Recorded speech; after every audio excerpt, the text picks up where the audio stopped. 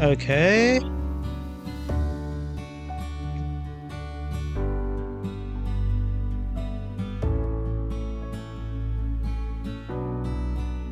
Alright, can I hear myself? Okay. Okay, good, I can. Alrighty, alrighty. Ba-da, patoo, patoo, boom, boom, click, clack, cloop, clope. Alright. Is it working? Ooh, I don't like how my mouse is looking right now.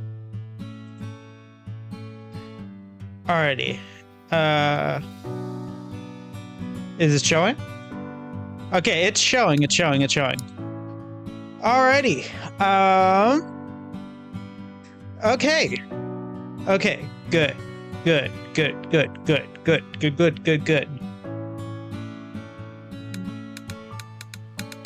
Alright, I'm just making sure that everything is working because for some strange and inexplicable reason, it has been causing me nothing but pain and suffering. Anyway. Hi everyone, welcome to the Devin Blight channel. My name is Devin Blight as always, and today we are playing Doki Doki Broken Poet. Now this is a Natsuki based Doki Doki Literature Club mod. Basically we follow Natsuki after the events of like the initial game. Basically the festival happens in this timeline, and so we're trying to get to know Natsuki a little bit better, if that makes any sense. This mod isn't completely finished quite yet. It's still being continued, and if I remember reading correctly, Act 2 should be coming out relatively soon, and then Act 3 shortly after that. But because there's not too much to this mod, we're just going to dive in and try to get through like all of it today. If I can, you know. I might not, I might, who knows. But anyway, yeah, I hope you guys are ready for that. And without further ado, let's just dive into the game. Alrighty. Act 1. Unlikely bonds. Okay, unlikely bonds. But all I can hear is echo. Echo, echo, echo, echo inside my head. Sayori finishes reading her poem to a rather unenthusiastic crowd. Hey, you did good, Sayori. You did good. She takes a bow, apparently completely unaware that pretty much no one in the crowd is listening. I let out a long but silent sigh. At least it's over. Monica must be feeling awful.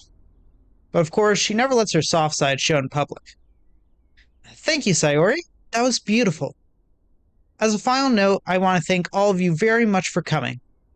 I hope you enjoyed the show, and please do take a cupcake if you haven't already. We all hope to see you around soon, and who knows, maybe next time there could be more of us up here.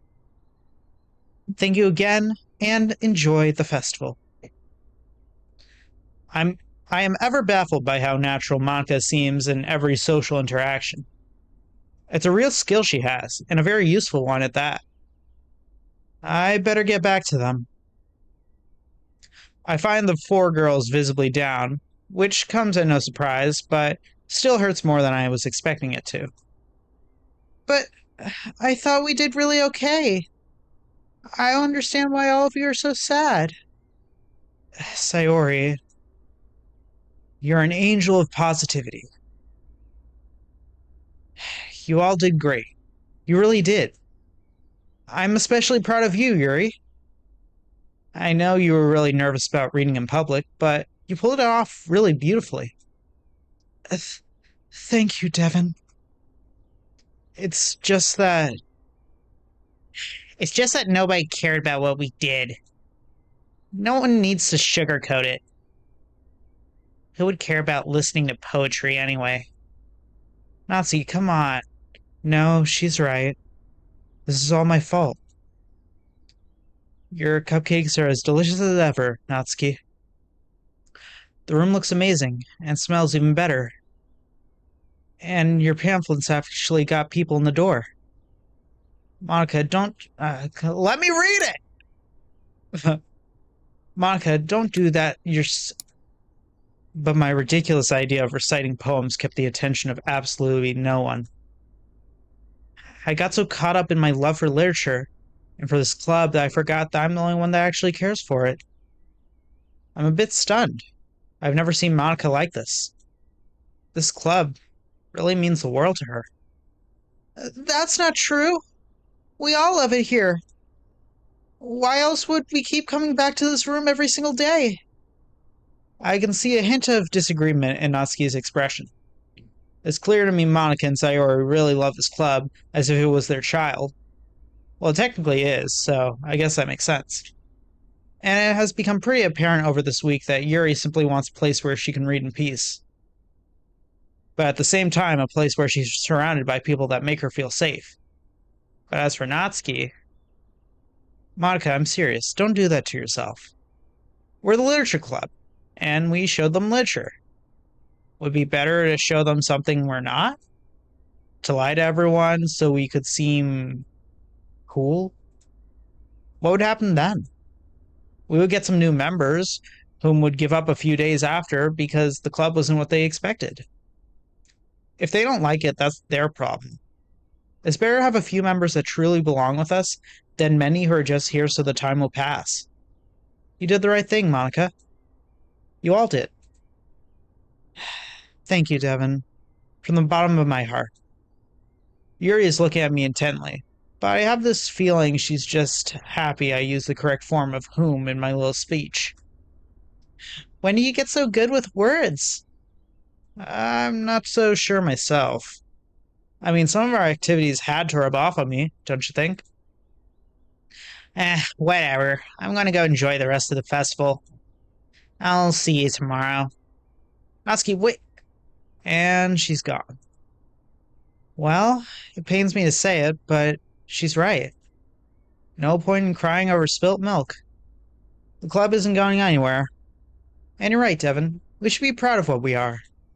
You three go ahead and enjoy the festival. Aren't you coming with us? I'll join you later. I promise. I just need to take care of some paperwork for the club. That's an obvious lie, but I won't bother her. Not today. Please, do keep your promise. I shall hold you to it. I will. Ugh. The sun is setting. The festival lasted way longer than I expected it to. I have picked up the old habit of walking home with Sayori since I've joined the club. To be perfectly honest, I don't even remember why we stopped. It just kinda happened. Hey, Sayori? I know today wasn't perfect, but I've honestly been having a lot of fun with you this past week. I never thought I'd say this, but I'm really glad you basically forced me to join your club. Hey! I didn't force you to join. Oh, is that right? Did you not say, and I quote, "Your happiness is really important to me, you know?" Don't make me keep worrying about you. Maybe... And did you not bribe me with cupcakes you asked Natsuki to make? Don't be a meanie, Devin. I can't help but grin to myself. Making Sayori flustered is a little bit too easy, and I guess a little bit too entertaining at times. But that's enough payback for one day. She really does care for me, I know it. And I have to admit, it was all for the best in the end. Sayori, it's okay. Hold on one second, I gotta adjust the volume for this. It's a little bit too loud, you know what I mean?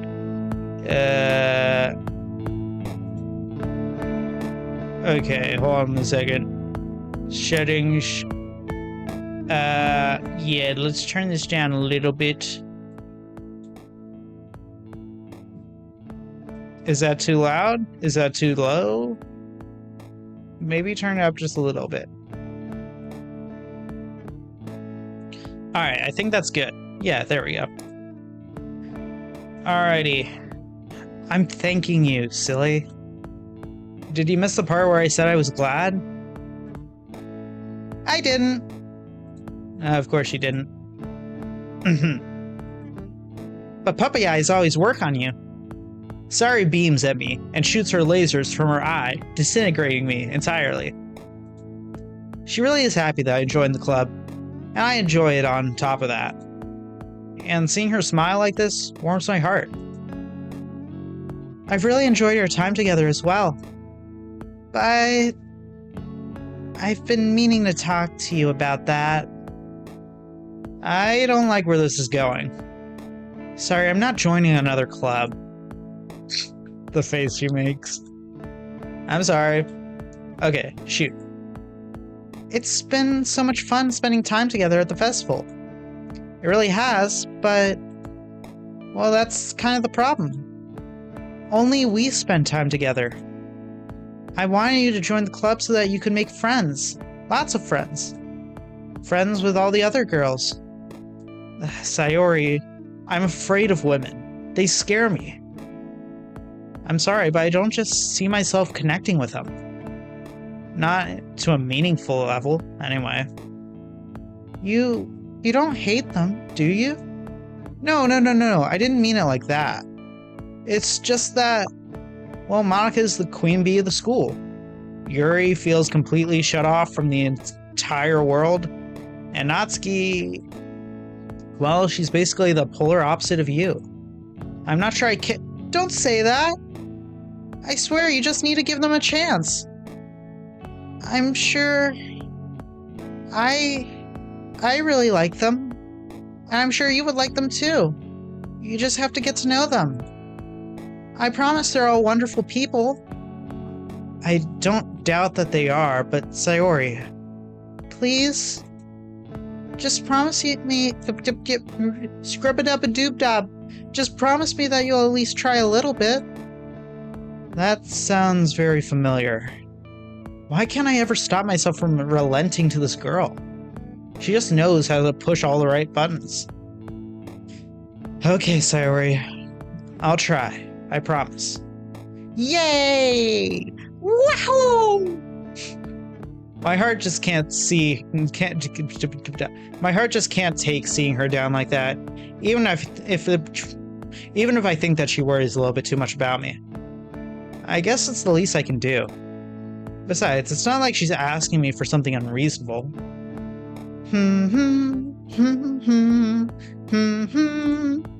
Apart from some of Sayori's cheerful humming, we silently continue our small journey home.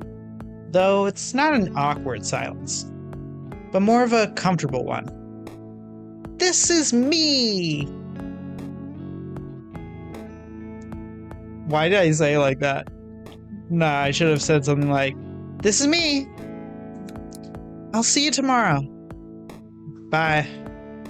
I find myself staring at her until she's out of sight. She skips away to her house just like she did 10 years ago. My best friend. My best friend.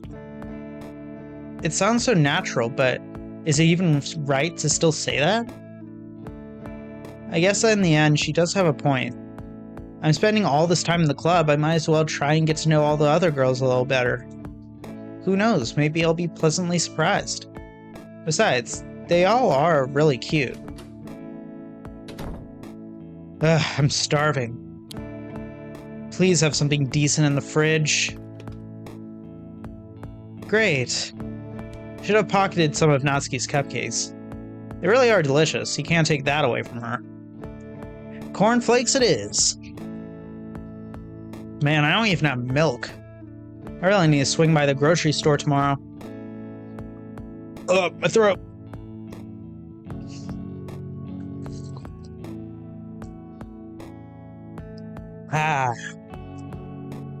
I eat my sorry excuse of a meal while I catch up with some anime. Hanging around so many people is surprisingly exhausting, even if you're all just having fun. Eventually, my mind drifts away to a promise I made to Sayori. What the hell am I supposed to do? Just go up to one of them and say, "Hi, how are you doing this fine day?" Oh please, nobody talks like that. That's not such a bad idea, is it? Ugh, you big soft idiot. Why can't you just say no to that cinnamon bun? Well, that answers itself. Turning back to the television, I suddenly realized I have no idea or clue of what happened in the episode I just watched. I'll have to worry about that tomorrow. How hard can it be? Apparently very hard. Talking to women isn't easy.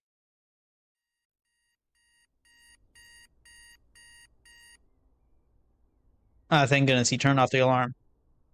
7 a.m. Time to start another day. Although the prospect of going back to regular classes doesn't excite me much. I instinctively reach for the fridge, but stop myself before pulling the handle. Right. I grab another bowl full of cereal, which I go through while making sure I pack everything I need for the day. This just can't be good for my health. I guess I'll try and get something from the vending machines before first period.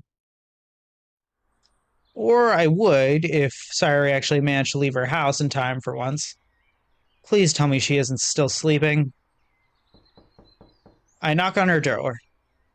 It is pretty quiet. Sayori? I twist the door open. To my surprise, the door opens. This airhead, I swear to God. Oh no, are we going to get the Sayori you-know-what scene? Sayori? She really is a heavy sleeper. I can't believe I'm waking her up in her own house. Oh, thank goodness she's alive. All right. I was worried for a second. Coming! Thank goodness. I hear the quick steps of a small girl muffled by carpet. She rushes down the stairs to meet me. Okay, I'm ready to go. Wait. What are you doing in my house? Well, someone left their door open all night. Oh no, who? Sayori. Oh, did I? Also, may I point out, again, I'm sorry. I really didn't mean to. I don't want you to have to worry about me. I can't help but let out a small sigh. It's okay, Sayori. Just be more careful next time, okay? Promise? I promise! You're lucky you're cute. Alright, let's get going. I'm not about to have to explain to the teacher why I'm late. Again. Thank goodness she's not dead. The day is as usual as it could ever be. My mind occasionally drifts to the club, but never for more than a few seconds. Thankfully, I don't feel nervous or incredibly expectant of what's to come. Well, at least not for now. That's the last one for the day. Saved by the bell. I see the door to the club. Peeking through the window, I only see Yuri sitting in the back of the room, but there's a good chance Natsuki is hanging around in her usual spot. I suddenly get a rush of adrenaline. I guess it can't be helped. I do feel somewhat nervous. I take a deep breath, trying to keep my nerves in check. I sit at a table, waiting for something to happen. Sayori, you kill me. Speak of the devil. While I consider my options, I see Sayori enter the room from the corner of my eye. Hi, Devin! Hey. She slightly raises her voice and looks past me. Hi, Yuri! Yuri? She really gets into her reading, huh? Yeah. I'm always happy to see my friends doing something that they care so deeply about. Sayori looks absolutely delighted by this thought. So, Devin? I'm going to keep my promise, Sayori. Don't you worry. I know. I just want to make sure you didn't forget. I'm going to go say hi to Yuri. Talk to you in a bit. She fades into the back of the back rooms. Unfortunately, Sayori no-clips into the back rooms and she is hunted by the scribble monster. As I follow her with my eyes, I take a chance to peek into the closet. In a rather dark corner of the room, I manage to spot a small pink blob. Ah! Ah! What's wrong? Is there something on my hair? Sayori, I'm sorry. You surprised me, that's all. I let out a small chuckle. After calming down, Sayori takes a seat next to Yuri. I swear, only Sayori could pull Yuri into a friendly conversation. In the middle of her reading session, no less. I take one more look at the closet. What do I have to lose? Natsuki's standing over her box of manga, I assume organizing it. A usual sight. I take a deep breath before taking the final couple steps in her direction. Hey, Natsuki. Huh? Oh, hey. What do you want? Ooh, ouch. Nothing in particular. Just thought maybe we could talk a bit? I mean, seeing as we are in the same club and all, and besides the poem sharing we barely talked about at all. I mean, I guess. Double ouch. I don't know what I was expecting, but it certainly wasn't this. I didn't want to pull out my trump card so soon, but actually, I guess there was something I wanted to talk to you about. I'm not sure I ever told you, but I read manga as well. Natsuki's eyes seemed to illuminate at this revelation. I think I mentioned it very briefly in my first day, but I probably went under your radar. I was so embarrassed saying it, I probably just whispered it under my breath. Manga is one of those things you can really only talk about once you're sure the other person will be okay with it. I let out a small grin accompanied by an awkward laugh, and then I pulled that stupid Goku laughing thing where he goes...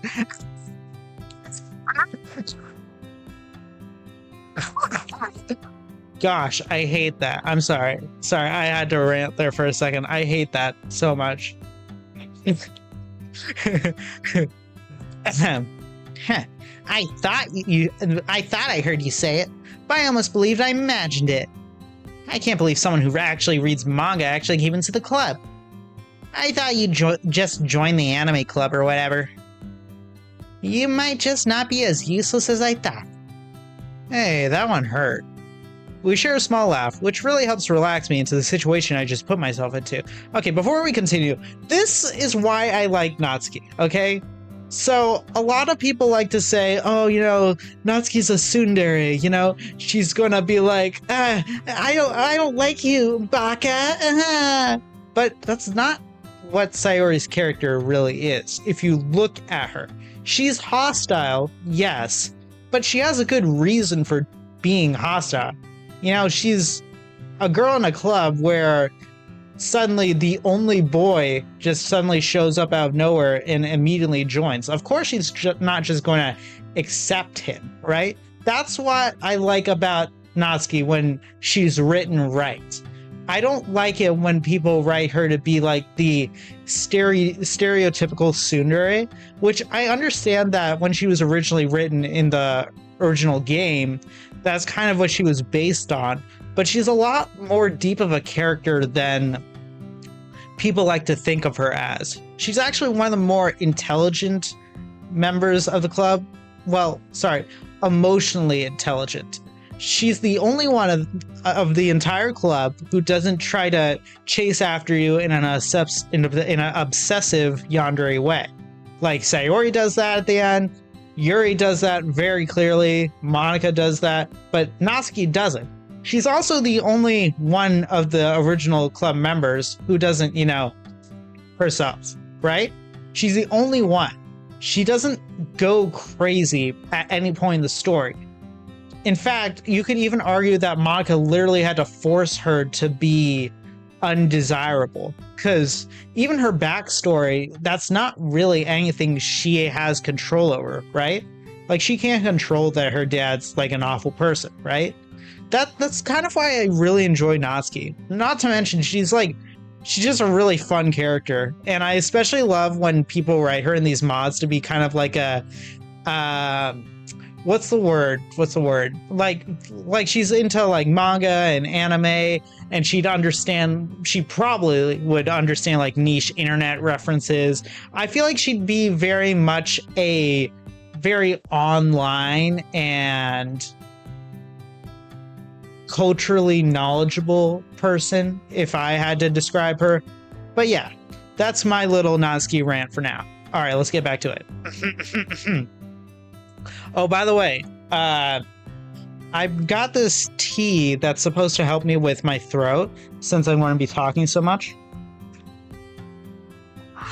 Yeah, that's good.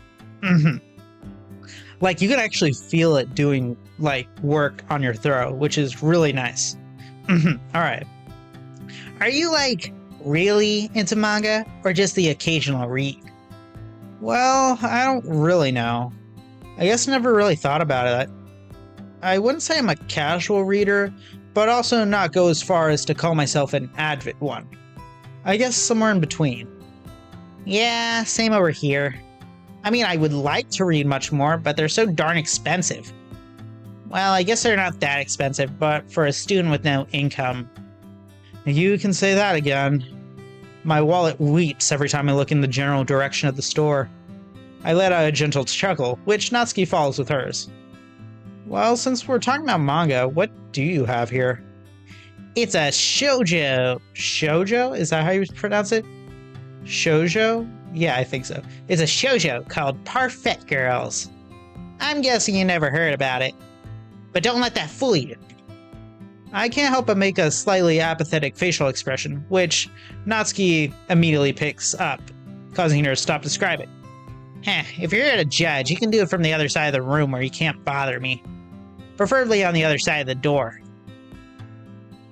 Natsuki points to the farthest corner of the room from where we're standing.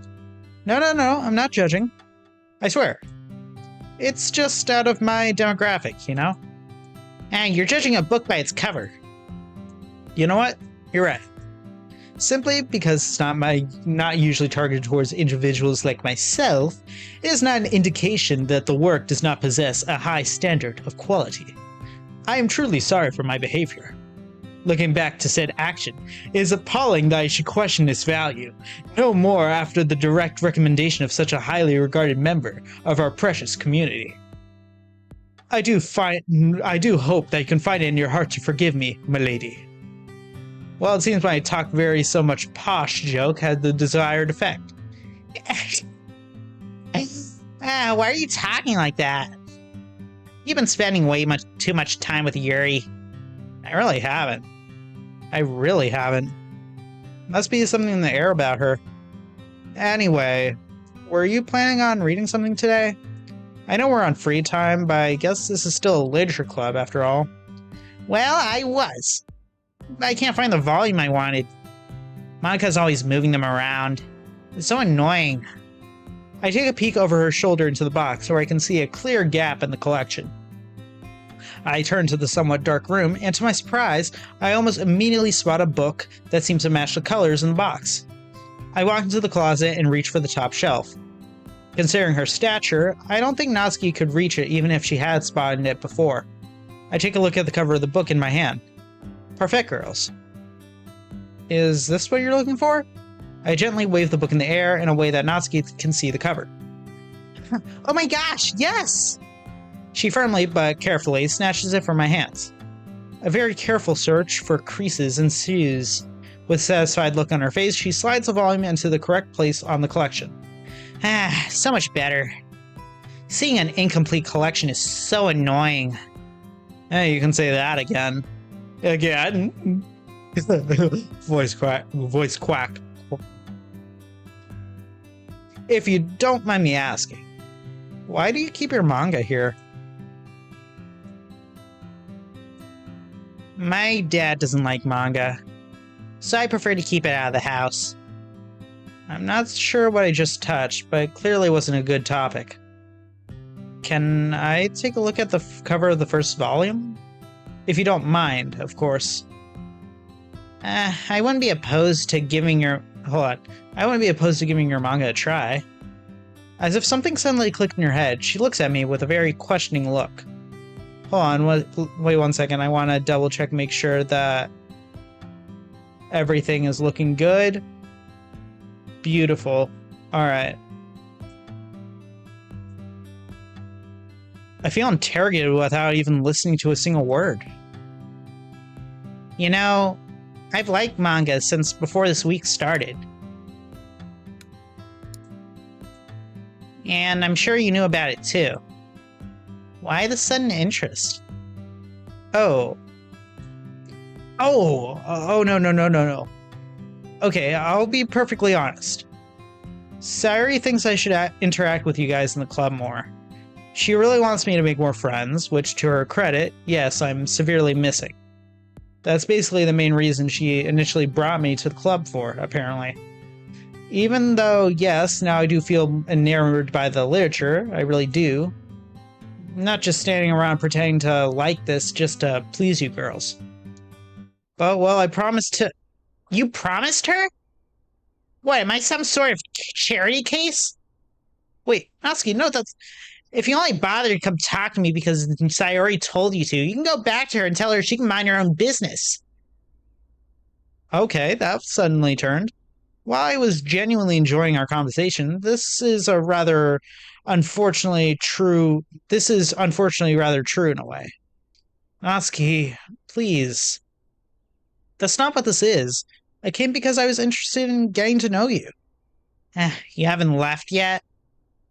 I don't think there's any recovering from that. I think it's better to go back to my seat for now. Oof. I'll worry about it tomorrow, he said. How hard can it be, he said. Yeah, of course, that went great. Hey, Devin. I hear Monika's voice calling for me. I didn't even notice her coming into the room. Oh, hi. Is everything okay? Yeah, sorry. You just surprised me a bit, that's all. I try to put on the most convincing smile I can possibly find in me. She doesn't look fully convinced, but not enough that she would question me further. Happy to hear that. I just want to apologize for being late to my own club. I really should do better. As with yesterday, her care for the club feels really sincere. Even though she's talking in club president mode, a natural and honest feeling radiates from her when she talks about it. Don't worry, Monika. Really. We all have our lives outside this club. Sometimes things just don't line up. Thank you for being so understanding, Devin. I'll leave you to yourself now. But I'll call you all later to make a small announcement. An announcement? You have my curiosity. Well, I guess you'll just have to wait.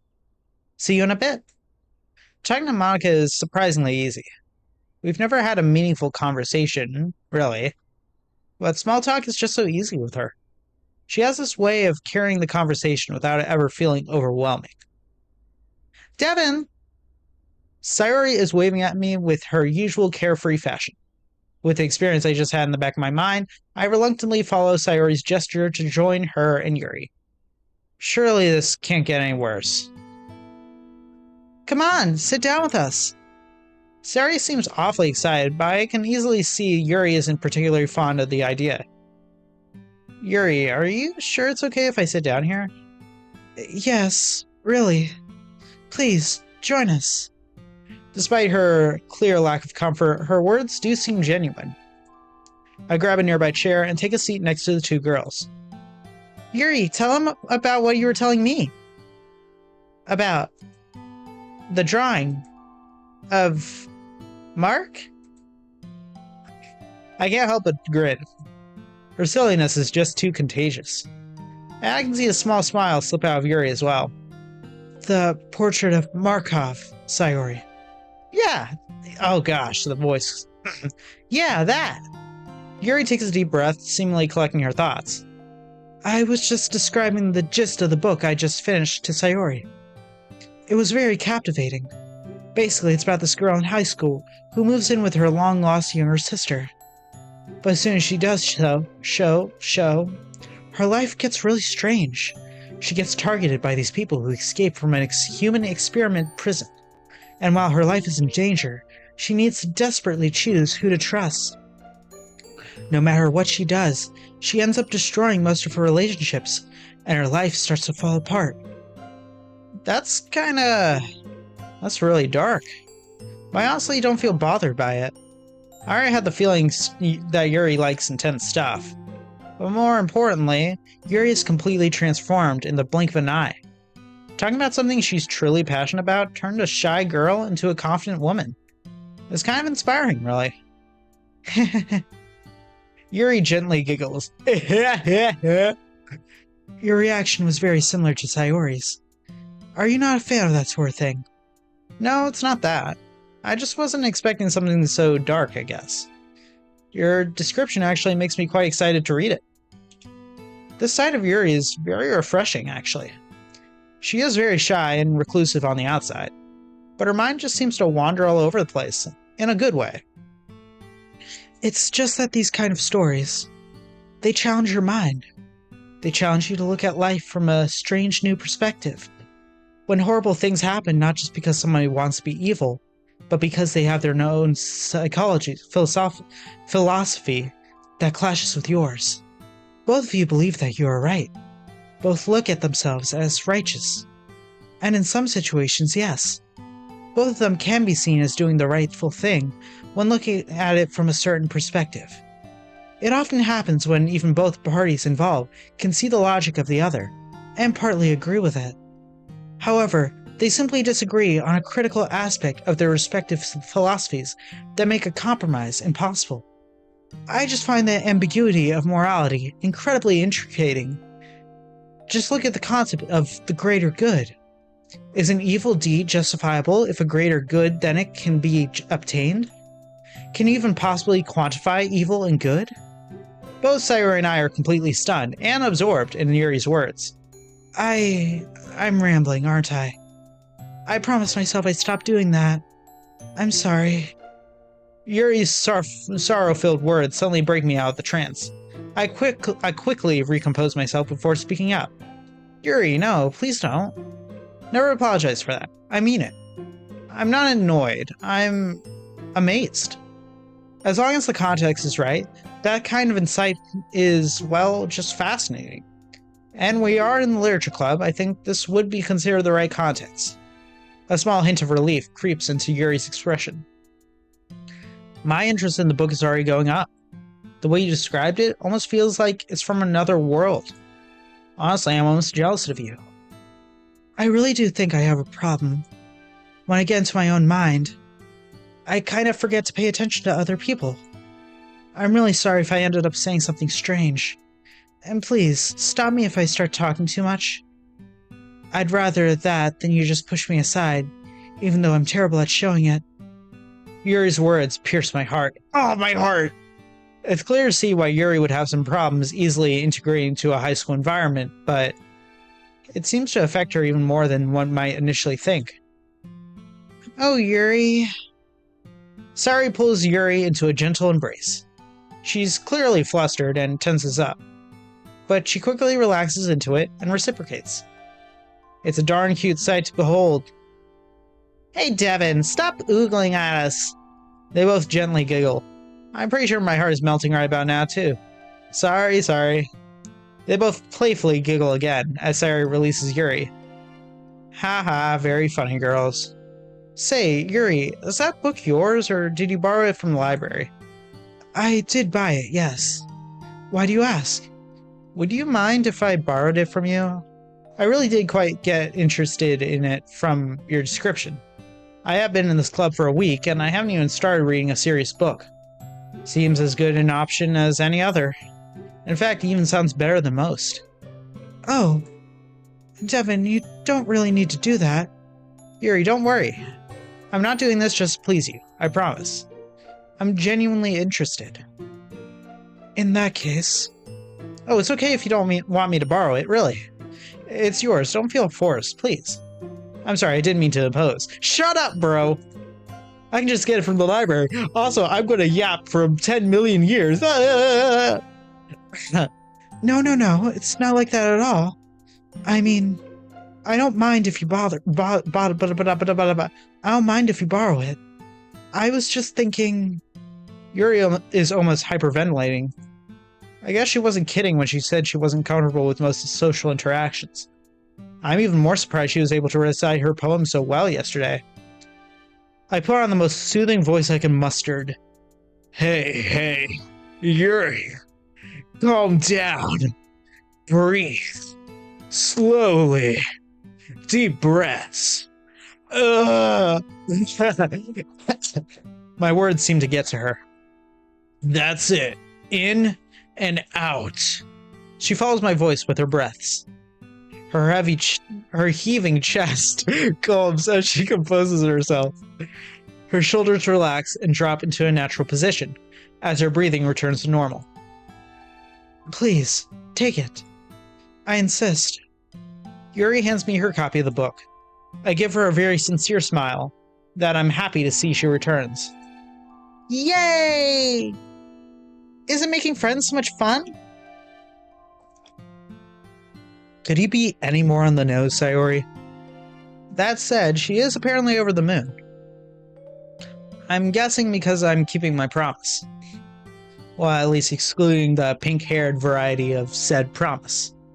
Although technically I only did promise to try, not succeed. Who am I kidding? I feel awful about what happened with Natsuki. I really hope I can fix that. Somehow. I'll start reading as soon as possible. And hey, both you and I will have something to share with each other. Yes, I guess so. I never really had anyone to share my reading experiences with. I'll be looking forward to it. Okay, everyone. Please gather around just for a moment. I guess it's time for that announcement. I wonder what she has in store for us. Sayori joins Monica on stage. I'm guessing our two presidents have prepared something for us. Okay, so Sayori and I were talking. I think it's time to do some other group activity. Something in the spirit of our poem sharing. Yeah, so we thought it'd be fun if we all read a book together. Each day we would read a chapter or so and talk about it as a group in our next meeting. The book would be chosen by one of us at random, and when we finished one, another member would choose. This would keep going until every one of us have had a choice. If we like how the activity plays out, we can start choosing again. But we first want to know if you guys were up for it. We only want to do it if everyone thinks it'd be fun. Yeah, I mean, sounds interesting to me.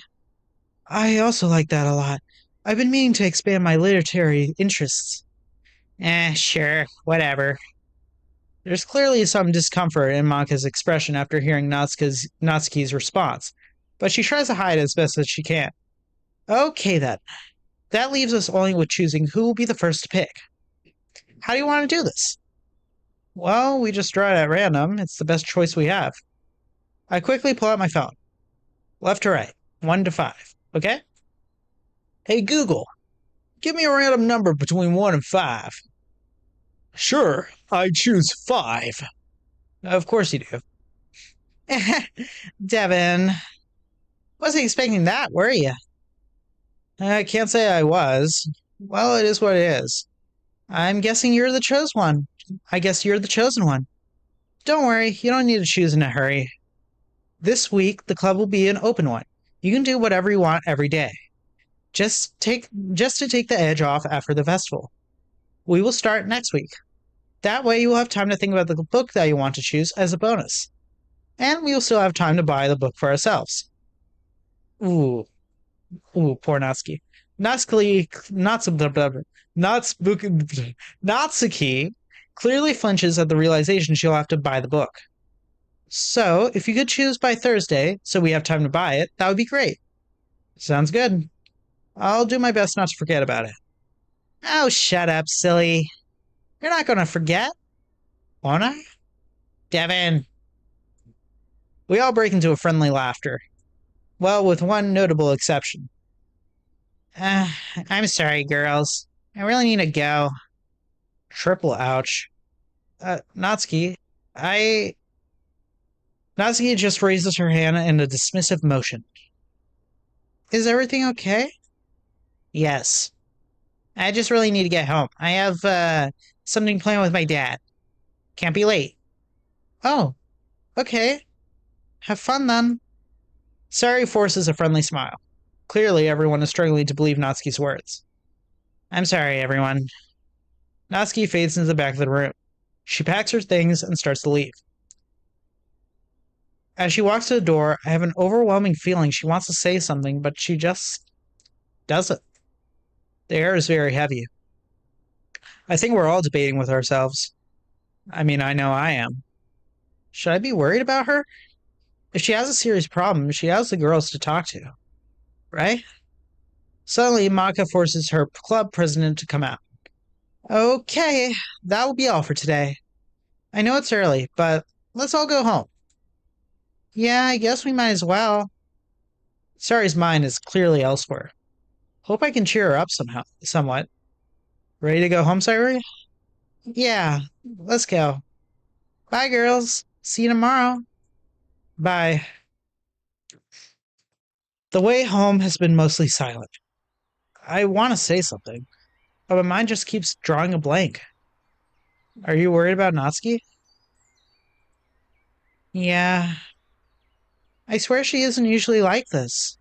I mean, she's always been sassy, but she's never just ignored us like this. Yesterday, the same thing happened. She barely hung out with us. And today, I feel utterly useless. I know nothing about Natsuki. And on account of being a gosh darn idiot, I feel like I don't know enough about Sayori as well, even though I really should. I don't know what advice I can give. I can't take this, I need to do something. Sayori?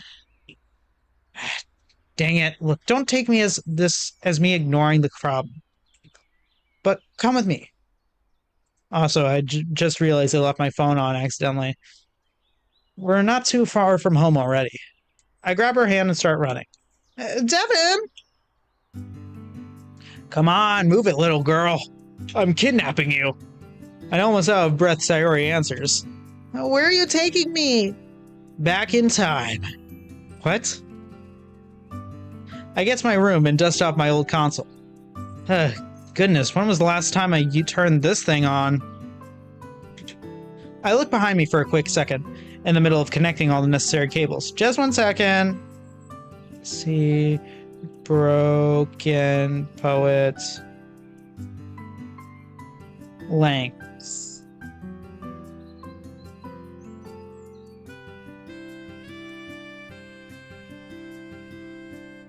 Two hours of reading time?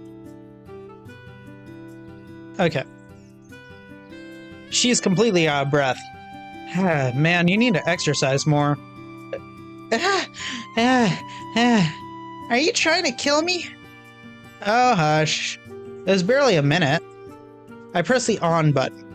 The TV comes to life, followed by a very nostalgic jingle. Is that? Yes, it is. Here. I hand her a controller. She stares at the little piece of plastic in her hands, almost as if it's the most incredible thing she's ever held. My words break her out of the trance. Hey. I tap next to the floor, signaling her to sit next to me. She quickly complies, with a hop and a smile. Ah, playing video games. That's nice.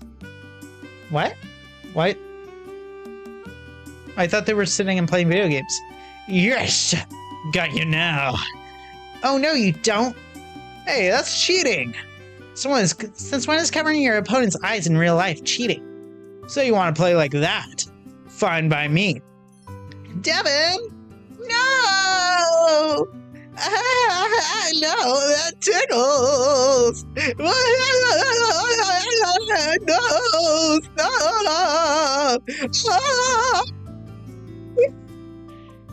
Why am I like this? Come on! Go, go, go! Yes! I am the winner! No fair! Use my greatest weakness against me! All's fair in love and war. You meanie! Again! I can go all night.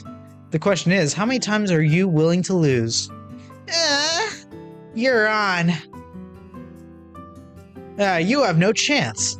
No! I can do this! It's a very close finish. Sari really gives it all she has. It's a fearsome video game battle, but in the end... Yes! I won! No! I put on an overly sad expression. What a humiliating defeat. I did let her win, but she doesn't need to know that. I'm pretty sure she didn't notice. I win, I win, I win. Hehehe. I can't believe how much fun this is. How long has it been? I don't know. Years? Many. I honestly had no idea myself how much I missed this. I had a pretty good idea. Those words get a tight grip on my heart, but I know they're true.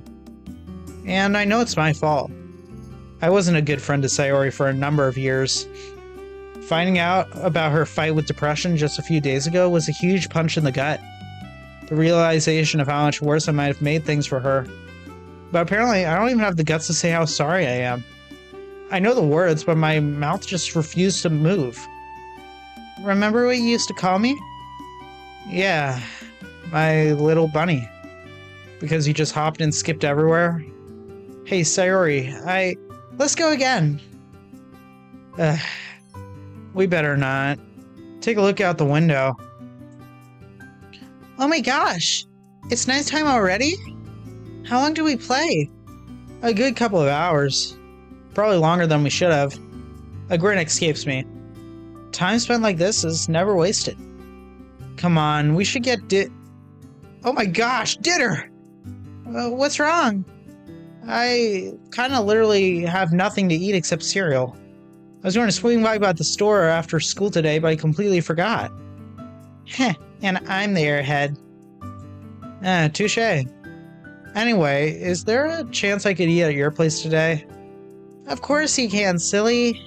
But my mom is out of time today, so we'll have to cook ourselves. Wait, she is? Good thing I'm coming then. Maybe we can avoid a kitchen fire that way. You meanie. That was just one time. And it was one time too many. Come on, come on. You know I'm just messing with you. Let's go? No. You can stay here and be hungry. I do the best puppy eyes I have within me. Stop! You can't do puppy eyes at all. I'm hungry. Let's go. I love seeing Sayori and the MC's friendship played out in mods. It's really nice. Another day pass. Yuri's the only one in the club, being her usual self, reading her book. I did enjoy our little interaction yesterday, but I don't feel confident enough going up to her without Sayori by my side. Therefore, I'm relegated to my desk, with my head firmly buried in my arms. Wondering what to do. Thinking of anything I could do. I can't stop thinking about what happened with Natsuki yesterday. Yes, I initially only went to talk with her because Sayori asked me to, but I was genuinely enjoying my time with her, as short as it was.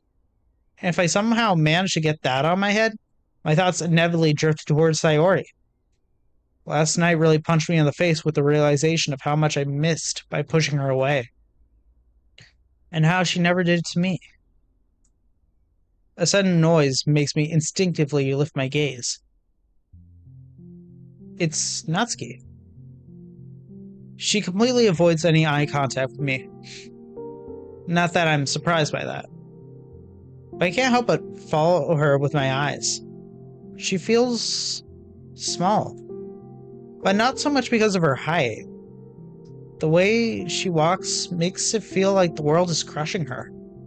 She puts one foot ahead of the other, not with confidence in her next step, but as if she's going to fall and is catching herself every time. I always saw her as a take no crap from anybody kind of girl. Because she didn't. She even got a little aggressive at times. I mean, she did so with me. But looking at her now, truly looking at her, it just feels different. Natsuki goes to her usual spot, away from prying eyes. While I return to my newfound favorite place, with my head firmly buried in the middle of my arms. Hi, Devin! Oh, hi. Is everything okay? Yes, Sayori. I'm just tired, I promise. The amount of fake smiles I'm doing this week is worryingly high. But I know how much she worries about me, and I really don't want that for her right now. Tired? Didn't sleep very well last night. Not particularly. Maybe I ate a little bit too much. The chef just wouldn't stop putting food on my plate. Well, maybe the chef saw you were liking it so much she just wanted you to enjoy a little more. I wouldn't judge her. Her? How do you know my chef was a girl? Oh, you know. A little birdie told me. I better keep my eye on you, or you'll do something silly like go to bed without having dinner or something. Me? I would never. What, you think I'd do something stupid like forget to get groceries? Twice? I'm not that far gone. No, of course not. You're not that silly. But, you know, sometimes accidents happen. And I'd hate if you went to bed with an empty tummy. How do you do it, Sayori? How do you always carry this warm sunshine inside you? And why can't you keep some of it for yourself? Thanks, though. For real, now. I really appreciated it. There's no need to thank me, silly. It was the most fun dinner I had in a long while. If anything, I should be thanking you. Well, let's do it again then. At my place this time. Heck, let's do it tonight if we can. Yes! But only if we can play again. And if you admit I'm better than you. Sayori. I could beat you with my eyes closed. Wait. I did beat you with my eyes closed, you cheater! I wasn't cheating, you meanie. I was just... Yes? She tries to contain her laughter. Rather unsuccessfully. I was just taking care of you. Making sure your eyesight was fine. Sure, stupid. Come here. I get up and approach her. What are you doing? I'm not even going to bother trying to button up your jacket. But you should at least try to have your collar straight. Why don't you try to button up my jacket? You know very well why. It's because my... Yes, it's because your boobs are bigger again. If they grew that much, you should just get a new jacket. Why are you so happy about that anyway? Well, because it means I'm doing better. Hey, stop moving so much. If I stop moving and have my collar straight all the time, you won't have an excuse to take care of me. Do I need one? Well, no. Then shut up. I'm going to take care of you, and no one can stop me. Oh, I know of one person that can stop you. Sayori immediately proceeds to loosen up her collar, undoing everything I just did. I hate you. Ah, you could never. By the way, have you thought about what book you're going to pick for an activity? I kinda did. But honestly, I don't just know enough books to properly choose. I guess I'll have to go to the library and pick something that seemed... I suddenly feel a tug on my jacket, accompanied by a very curious look on Sayori's face. Hey, Natsuki! I turn around to find a very embarrassed Natsuki, tenderly holding a volume of manga in her arms. Hey, Natsuki.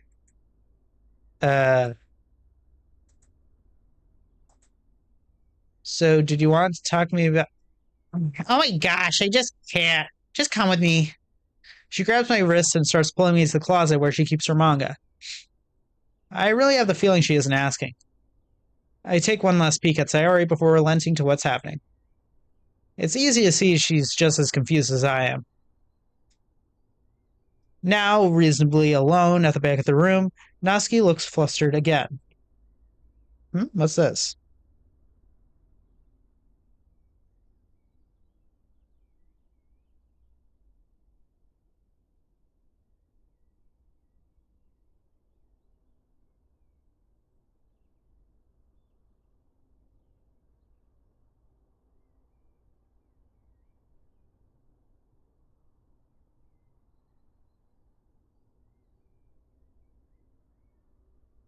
Hold on 1 second.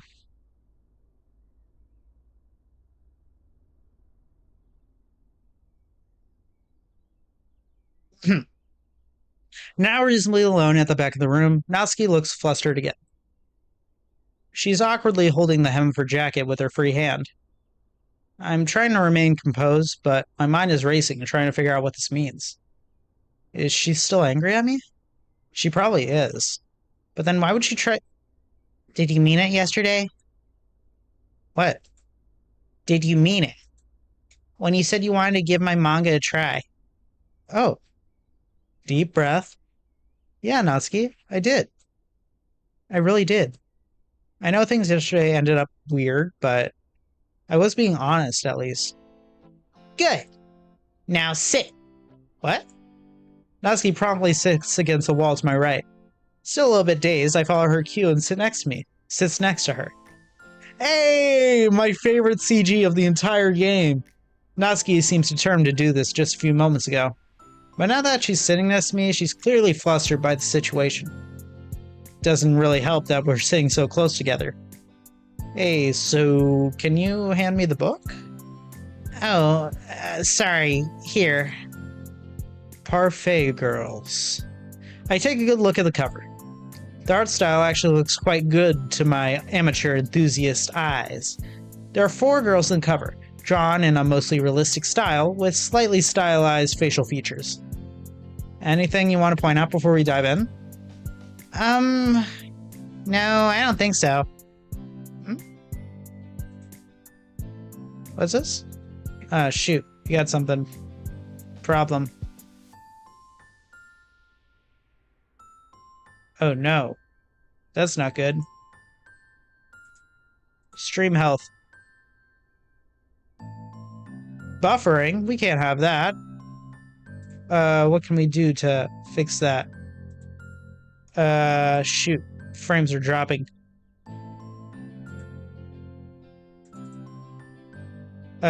Shoot. How do I fix this? I don't know what to do. I'm scared. I don't know. Stream health. I need to fix this. Oh shoot.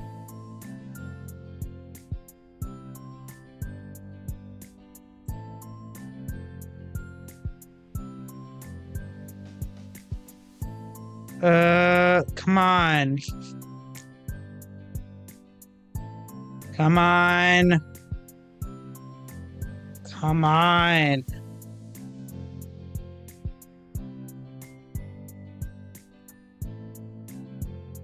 Wi-Fi is still working. It's just being very iffy. I don't like that it's buffering.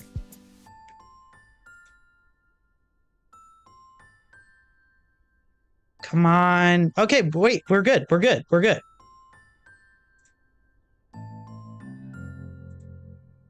Are we good? Please tell me we're good. Please tell me we're good. Okay, it's poor, but it is working. Somewhat. We'll just have to deal with that. Hopefully it still somewhat works. I guess I'll just ignore it and hopefully that works. No, I don't think so. Well, I guess. You'll probably not be very impressed by the very beginning. It's mostly just simple slice of life stuff.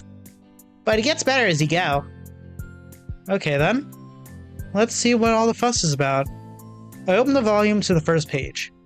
Natsuki is scooched over towards me as she sees the page a little bit better. But she's careful to... Man, okay, we're good, we're good, we're good. We're good. Right? Okay, thank goodness, it worked, thank goodness. I hate to admit it, but it is gripping me. Thank goodness, I thought that the stream was going to crash. I guess I really do owe you an apology. Eh? Why is that? This is actually really good. Well, duh. You think I'd spend my money on some crappy generic stuff? Well, no. I just never imagined myself reading this kind of stuff. You mean slice of life? Yeah. I mean, I think I get why you'd think that. You probably think it'd be boring. That your own life is enough of a slice to handle. Well, yeah, pretty much spot on. Well, that might be true, but on the other hand, it's much easier to relate to the characters when they're not flying across the pages or shooting laser beams out of their hands. I like reading this because I can really put myself in their shoes and imagine how it would be to live their life. I never really thought about it like that. But I guess you're right. You know, when you put it like that, I'm surprised none of your friends have tried it. I guess. Natsuki? It's not like any of them ever let me get that far into the explanation. I just immediately get called a kid and told to grow up. Hold on 1 second. I've got an idea. Can I change the latency? I cannot change the stream speed. Shoot. Oh well. I guess we'll just have to deal with it. I mean, what are you gonna do? Just a bunch of idiots. Oh, I'm sorry. I didn't know. Some friends... Is that why you keep it here? Not really. It's not like it's perfect here. Maka's a bit of a jerk about it, and she keeps moving them without even telling me. But my dad just thinks it's a waste of money. I guess I could keep it at home, but I'd rather not risk him doing something stupid to it. Never mind that. Weren't you reading? I sure was. I flipped through a few more pages. No matter how many times I see that, it always gets me. I just love Minori. She's such a goofball. There's this one time she... Oh, right, that hasn't happened yet. Just keep reading. Wait, so Alice is after that ring, right? Yeah, but if you remember 2 chapters ago, Natsuki starts explaining a plot point that I have to admit I didn't understand on my first read. She instinctively remembers an honestly incredible amount of small details. She must have read this quite a few times. Oh yeah. Okay, that makes sense. Come on, keep reading. This volume is almost done. So it is. Quite a small volume, and it's not dialogue heavy either. We got through this in barely over 20 minutes. Heh. Okay, that's pretty funny. I turn the back cover over to view the finished volume. Now, you stay right there. I'm getting the second volume. Natsuki. There's no point, is there? Resistance is futile. Ow. Natsuki? While distracted, I hear a small groan of pain coming from the closet. Or at least, it seems like that. Natsuki, you alright? Eh? Yeah, I'm fine. Didn't I tell you to stay put? Sorry, I thought I heard a weird noise. Natsuki reaches for the shelf where her collection lies. But as she stretches her arm, she quickly recoils in pain. Dang it. Okay, that's not a coincidence. What's wrong? Are you hurt? I'm fine. Why do you care anyway? I don't know. If I sat on the floor with you reading an entire volume of manga, I never even thought of trying. And not that it was really my choice, but it seems like we were going to start the second one. Seems to me that I care for some reason or another. Shut up. I hate this. Sorry about that. I just hate when she says the word dummy, because she's not a tsundere. She's a more complicated character than that. Though, to be fair, they have known each other for like a week by this point. Shut up, dummy.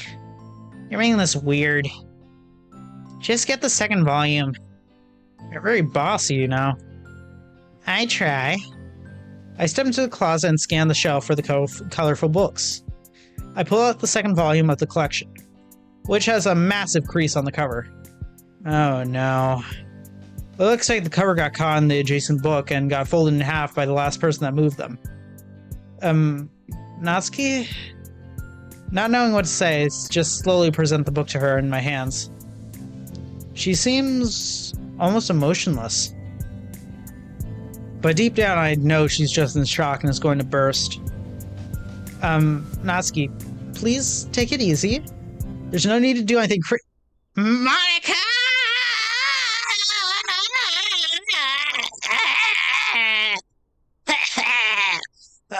And then Natsuki just dies. She carelessly snatches the book from my hands and storms to the front of the room where Monica quietly sits at the teacher's desk. I can see her startled expression as she lifts her head to match who screamed her name. This ain't going to be good. Natsuki? What happened? Is everything alright? Does it look... Oh, shoot, okay. Does it freaking look like everything is alright? How many freaking times did I tell you not to move my manga? Look at this! You know darn well how much these mean to me. Natsuki, I didn't... Just shut up! Just leave me alone. Natsuki rushes out the door as Sayori starts chasing her. Natsuki, wait! Sayori, let me go. But... I know it's weird, but just trust me. Okay. I trust you. I hope she didn't get too far. Devin? It wasn't me, I promise. I haven't touched her manga in months. It must have been the teacher. I'm sorry. I'm the one responsible for the club. I should have been more careful. Maybe warn the teacher. Monica, this is nobody's fault. I gotta run. I'll be back. Hopefully. I make my way to the door. With a pleading look, I ask Sayori that she comforts Monica. I know it's unfair to ask something like that of her, but still she agrees, as considerate as ever. Hey, she's actually in the CG. That's kind of cool. I don't get why I find this bit a little funny. Hold on 1 second. I'm just going to keep that. As I close the door, it becomes painfully obvious to me that she just wants to run. That if she just wanted to run, Natsuki would be long gone by now. Thank goodness. Luckily for me, she didn't get that far. She just collapsed a few meters from the door, holding her face to her knees. I sit next to her, looking at the wall in front of me in silence. A silence broken only by Natsuki's intermittent sobs. Right now, I just want her to not feel alone. A couple of minutes go by, her breathing slowly steadying. Aren't you going to say anything? Tell me how dumb I was just now? Nope. So you don't think that was dumb? I do. I'm just not going to tell you.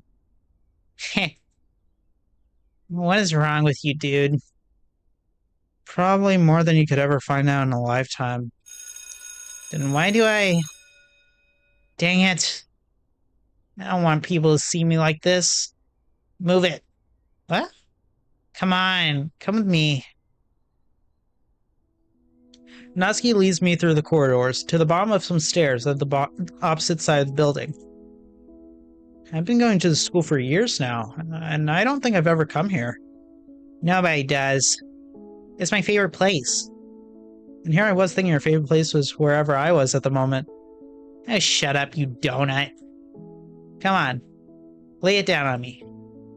Tell me how stupid that was. What would be the point of that? You know what you did. The only thing that would accomplish would be making you feel worse.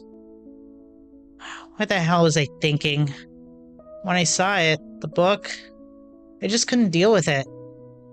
It feels like nothing ever goes my way. My friends don't care. The club doesn't care. My dad doesn't. When I looked up and saw Monica, I couldn't hold it anymore. Everything I had pent up inside of me just exploded. Natsuki lets her thoughts out as best as she can, still occasionally broken up by her slightly troubled breathing. It wasn't Monica that moved it. What? Yeah. I talked to her before leaving the room. She promised she hasn't touched it for months, that if somebody moved them, it was the teacher. And she was telling the truth. You could tell.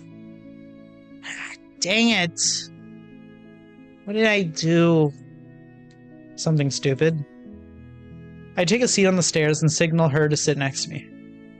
I let one more minute go, as she recomposes herself a little further. You know, it's hard to judge the consequences of something in the heat of the moment. That's why they call it that. When you feel a burning sensation, you take your hand off as quickly as you can without even thinking about it. And sometimes you slam your hand to a spike. Now you can leave it as it is, or you can bandage the wound. If you do it quickly enough, you can usually make it look as if nothing bad ever happened. You read that somewhere, didn't you? Hey, can I get a little credit? I'm really trying my best. I take a clean tissue from my pocket. Here. She cleans what remains of her tears from her rose-colored face. We all make stupid decisions, Natsuki. It's only how you handle the consequences that define what kind of person you are. You definitely read that somewhere. You know what? I'll let that one slide just because I'm a nice guy. I let a couple of minutes pass by in silence so Natsuki can collect her thoughts. Her breathing seems normal. Look, I can't speak. Her breathing seems normal, and her face more akin to pink than red. You good? Yeah. Yeah, I think so. Come on. Let's go back then. I'm sure you missed bossing me around and calling me an idiot. Shut up. Idiot. Man, she's my favorite out of all of them. Hey, Devin. Before we go in, thank you. What? I said thank you. I'm sorry, what? My hearing is just so bad. Could you repeat that one more time? Don't push it. I'll beat you to a plop, plop, plop. Hey, I know that girl. Natsuki, is it? Long time no see. You're so stupid. Okay, then. Hey, Monica. I'm sorry, Natsuki. It's my fault your manga got bent. As club president, everything that goes on inside this room is my responsibility. Please forgive me. You're apologizing to me? Are you crazy? No, I'm sorry. I'm so sorry. I behaved like an absolute brat. I should have never assumed it was you. And even if it was you, I never should have reacted like that. It's just a piece of paper, for crying out loud. No, it's not just a piece of paper. You were right when you said, I know how much this means to you. I know in the past I didn't really respect it, but they're much more than pieces of, hey girls? Before we all start crying over here, it's probably best for you two to settle this calmly on your own. You're both just taking the blame for yourselves. So how about this? Let's go back to the beginning of the day. Monica, Natsuki, when you two have the time, meet up, talk about it. How does that sound? I like that very much. Yes, please. That would be perfect. Man, I can't believe how smoothly that went. I better count my lucky stars twice over tonight. Sorry, just standing behind her. Oh my gosh, I'm so happy it worked out. Sayori tightly hugs Natsuki from behind. Hey! Personal space, dorky. Clearly, Natsuki is not quite there yet. I'm sorry, I'm just so happy. Hey, Monica, where's Yuri? Oh, she's already gone home already. Club time has been over for a while now. I just stayed behind because of what happened. Same with Sayori. Oh my gosh, look at the time. I'm going out for dinner with my mom. I'm going to be so late. I gotta run. Bye. She somehow truly is even worse than me at keeping track of it seems impossible. Rightio, I need to be going as well. I still need to swing by the man, I hope I don't get sick now. Get away from me. I have enough problems as it is. I don't need your germs in the mix. I'm going. See you, girls. Bye, Devin. See you tomorrow. Natsuki does a cute little wave that I reciprocate with a smile. I leave the room with a big sigh of relief. Man, she's cute. You know, maybe I should invest in a Natsuki plush. Do they even have those? I don't even know. Refrigerator is restocked. Belly is full. Book is in hand. Okay, Yuri's book. Let's see if you live up to the hype. Huh? Devin!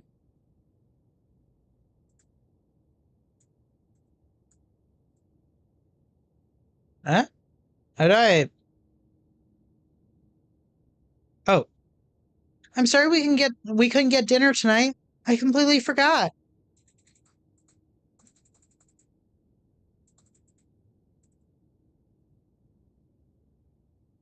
How do I... Do I press spacebar? Okay, she's just taking forever to type. I can't hold it anymore. Okay. She was talking about cookies or something. Why can't I... My gosh, this is so stupid. Oh, I click on the outside. I'm such an idiot. Tell me what happened with Natsuki. Nothing happened, Sayori. Oh, you liar. I don't think I've ever seen Natsuki apologize like that. Something happened. I mean, I don't think anything special happened. Happened. I just tried to calm her down and explain it wasn't Monica's fault. She did everything else by herself. You're totally falling for her. Or you wouldn't have asked to go in my place. So that's where you're going with this? Isn't it sleepy bye-bye time for you already? You're such a meanie. Sleep well, Sayori. I hate you. Don't turn this into a thing, Sayori. I don't want you to be disappointed.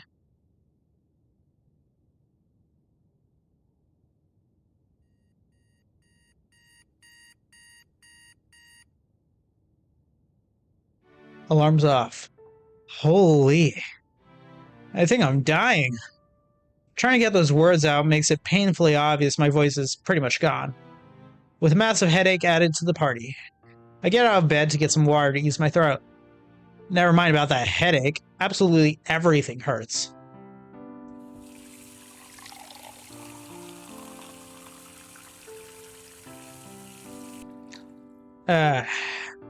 Man, God almighty, that is the best glass of water I've ever had in my life.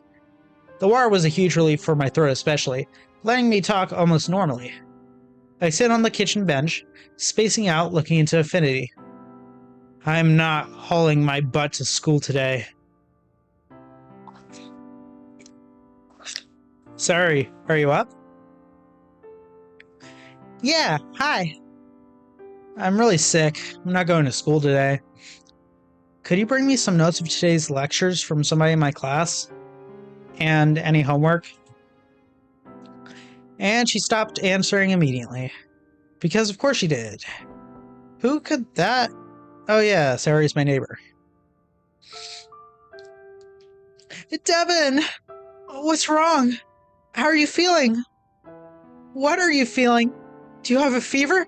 Do you want me to stay with you? It's okay, I don't mind skipping... Sayori! First of all, don't get too close. I don't want you catching whatever this is. And secondly, calm down. I'm not dying, it's just a flu or something like that. I'm sorry, I just... You know I worry. Hey. It's okay, come on. Thank you. Really. It really feels amazing to have somebody care so much about my sorry behind. I give you a cheeky kiss on the forehead as thanks, but, you know, sick. Hey, you're such a goofball. Here, take this. It's just some Parmamoli.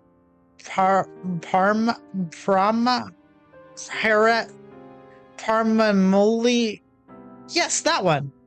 It should help with the fever, right? Actually, I'm not sure if I have a fever. I bring my hand to my forehead to quickly check, and I definitely have a fever. Yeah, it should.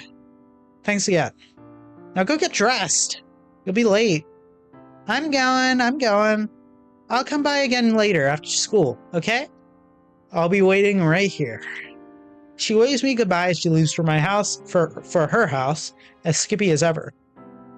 What did I ever do to deserve you? I take my seat on the desk. On the desk. No, I meant on the couch. Dang it. I completely forgot to pick the next book for the week's activity. I'll just take a quick nap. And look for something... Yeah, that quick nap's going to be all day long, my guy.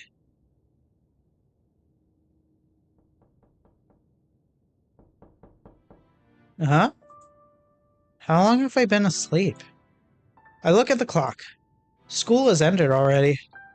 I really slept like a rock and wasted all day, but on the plus side, I feel a lot better. All I can think about is getting up to open the door that I really hope there isn't a ton of homework to do. Hey, Sayo... Monica? No need to sound so disappointed. I'm sorry. I'm not disappointed. I was just expecting Sayori. I'd invite you in, but I'm afraid you might catch whatever I had today. That's okay. I just came by to give you some notes from the class you had to miss today. Sayori went out to dinner with her mom today, so she asked me to stop by. Sayori went to the therapist 2 days in a row? I should probably talk to her. Oh, okay, so going out to dinner with her mom is code for I need to go to the therapist. Okay. Sayori. I'm sorry, Monica. The notes could have waited until later. No need for you to go out of your way. Don't worry about that. You actually don't live far from here. Just had to take a small detour. Oh, really? I honestly had no idea you lived nearby. I guess so. My house is about a 10-minute walk from yours. 10 minutes? Monica, that's not a small detour. I'm sorry you had to come over here. It's not that much, really. And it's good exercise. Just a casual walk. Anyway, here are your notes. Doesn't seem to be too much stuff. How are you feeling? Much better, actually. I'm really surprised how quickly this seems to be going over. You just slept all day, didn't you? No. Yes. How do you even know that? You look pretty well rested. If you were feeling as bad as I already described you to be, I think you'd look a lot more tired. Well, to be fair, Sayori probably went overboard. I don't even want to know what she said. Yeah, I did find it pretty weird when Sayori said it looks like he had lost all of his will to live. I swear I can't with that girl. She is one of a kind, that's for sure. Well, I'd love to stay and talk a bit more, but I still have to swing by the grocery store before heading home. Man, as if it wasn't enough that you already had to come over here. I hate to pile on the bad news, but I ended up not choosing a book for our activity. That's alright. We'll postpone the start just for a day or two. If you could choose it by Monday, that would be great. Oh yeah, definitely. Thanks. And again, sorry about this. And thank you again for bringing me this. Again, there's no need to thank me. I'm just happy to help. See you tomorrow, hopefully. Bye. Let's take a look at this thing. I sit on the couch and take the papers on my lap. I quickly scan through them, ready for the worst. But it seemed I lucked out. Actually, no homework? I don't know whether to be happy or sad with my luck these past few games. The festival was a complete bust, but I reconnected with Sayori, only to completely blow with Natsuki. Even though that quickly got fixed, it was followed by a swift "you're going to stay home and I'm not asking" by the universe. But somehow that day is one of the few we have no homework at all. I guess overall, I'm net positive. I spent a few hours going over the notes Monica brought me. By now, I actually feel pretty much brand new. Except I had eaten absolutely nothing today, and that was just now catching up to me. Eggs. Parsley. Pinch of salt. Pinch of pepper. A little scoop of butter. And wait for some delicious scrambled eggs. Phone. Where are you? Oh, yeah. Hey! Did you get the notes? I did. I can't believe you actually made Monica walk all the way over here by herself for them. You could have just brought them whenever you came back. Oh. You're just gonna make her feel bad, bro. I'm sorry, I just wanted to get them to you as soon as possible, and she seemed really okay with it. Well, it's okay. She did seem pretty okay with it. But I found it weird you of all people would ask something like that of someone.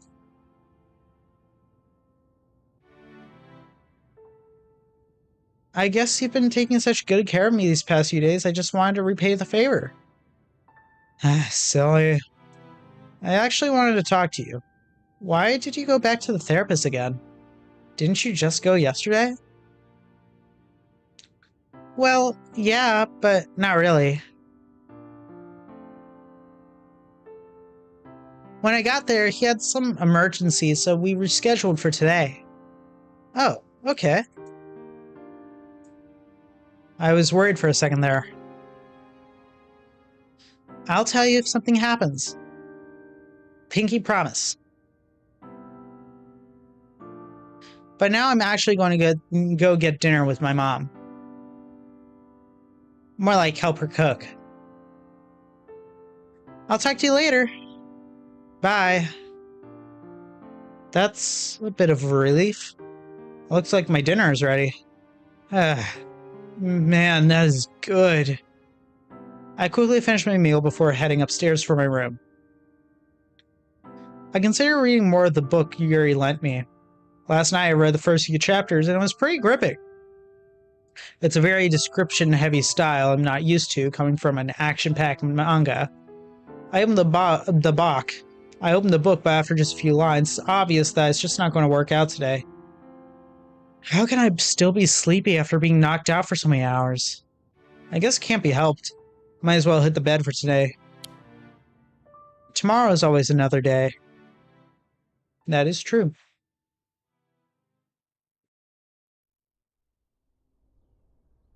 I peered through the window of the club door before going in. Looks like I'm the last to arrive today. Hey, girls. Hello, Devin. Maka answers from her desk, clearly focused on something. Yuri ignores me. Or probably just didn't notice me. Hi, Devin. Hey, settle down, little girl. Hey, I'm not that small. Actually, yeah, you really aren't, bunny. Should you be calling me that around here? Why not? Should I be embarrassed by it? No. I mean, she shakes her head to regain her composure. Does enjoying making her blush make me a bad person? Okay, stop it. You're going to kill me. How are you feeling? You walked with me to school, Sayori. You know I'm fine. Well, you never know. It could have come back during the day. But I'm glad you're feeling fine because I think there's somebody that wants to talk to you. Sayori discreetly points towards the back of the room. Over her shoulder, I see Natsuki with a rather impatient look on her face. I hope she doesn't want to kill me. Probably not. Very reassuring. Go already. Fine. Hey, Nuts. Where were you yesterday? I was sick. Didn't Sayori tell you? Wait, she was being serious? Well, she talked about you. I thought she was doing an awful job of covering for you. No, she just worries too much. Well, you should have told me anyway. I was waiting for you to keep reading. Miss me that much? Obviously not. I don't really have anyone else to read manga with. I'm sorry. Don't be sad now, come on. But can you tell me exactly how I was supposed to tell you? Give me your phone. Huh? She extends her hand palm up. I'm waiting. I take my phone out of my pocket and carefully place it on her hand. Hey, it's luck. 1207. After entering her number into the phone, she types a suspiciously long name. There you go. She hands me back my phone with her contact information open. The incredible Natsuki. Alrighty then, I guess that's the thing on my contact list now. Really? On your phone? You didn't have to. What did I ever do to deserve this? You're probably a saint in a past life. Now, sit! Yeah, I know how it goes. Hey! What, don't tell me you don't want to keep reading. No, it's not that. I told you, I was surprisingly into it. Well, then you can get going. She hands me the second volume that we didn't get to start 2 days ago. I run my hand over the cover, feeling the still very obvious crease. And I can see the discomfort in her remembering the whole thing. You good? Yeah. Still stings a little bit. You know, I think you handled that really well. I mean, not initially, but after you calmed down. Shut up, idiot. I've never really been more embarrassed in my life. How are things between you and Maka? You know what's crazy? Surprisingly better than before I went on my little rampage. After you left, I stayed behind to talk to her for a little bit. We both got some things off of our chests. But in the end, I guess, we ended up understanding each other a lot better. My dad didn't find it funny that I got home later than usual. But I gave him some bullcrap excuse and he took it. Dang. I really am just that good. All in a day's work. Can you not be a huge dork for like 5 seconds? I've tried before. No can do. I flipped the first page. Natsuki seems a lot more comfortable next to me compared to the first time we did this. And akin to that first time, she constantly makes little remarks about what's happening on the pages. Hey, can I ask you something personal? That seems a bit off character. Yeah, sure. I noticed you spent a lot of time with Sayori. You walked home with her, you fixed her collar, and I overheard you calling her Bunny today. Are you two dating or something? What? You've been peeping on me? No. I just happened to notice. I don't really care, I was just wondering. Calm down, I'm just teasing you. Mean. I said that really awkwardly. But no, we're not dating. We've just been neighbors and best friends since... I don't even know, since forever. I don't remember Sayori not being a part of my life. Ever since I was a little kid that could barely walk straight, she was there to help me up when I fell. Although it mostly happened the other way around. Of course I had ups and downs over the years, but she's a really good friend. And she's important to me. I guess in a way, she's still the one making sure I don't fall. Dude, how do you do that? Do what? I don't know how to explain it. Most times you're a dummy. But sometimes you manage to say some beautiful things without even thinking about it. You think? I mean, I don't know. Beginner's luck? That doesn't even make any sense. Well, what can you expect of me? Good point. Actually, give me just a sec. I fold the book over my hand, careful to keep the correct page open. I start getting up, but just as I support myself to do so, Natsuki pulls the hem of my shirt towards her. Hey, but we're reading. Without really thinking about it, I gently pat her on the head. Well, okay. Just a second. Really, I'll be right back. Okay. Oh, she just lets me? Okay, that's nice. Hi, Devin. Hey, sorry to interrupt. I'll be quick, I promise. Wanna come over for dinner tonight, Sayori? Yeah, of course, yeah. I thought you'd never ask. Alright, good. See you later. Be good to Yuri. Don't annoy her. Hey, me. See you too. Yuri just waves me goodbye, not seeming to dare speak up. That was kind of random.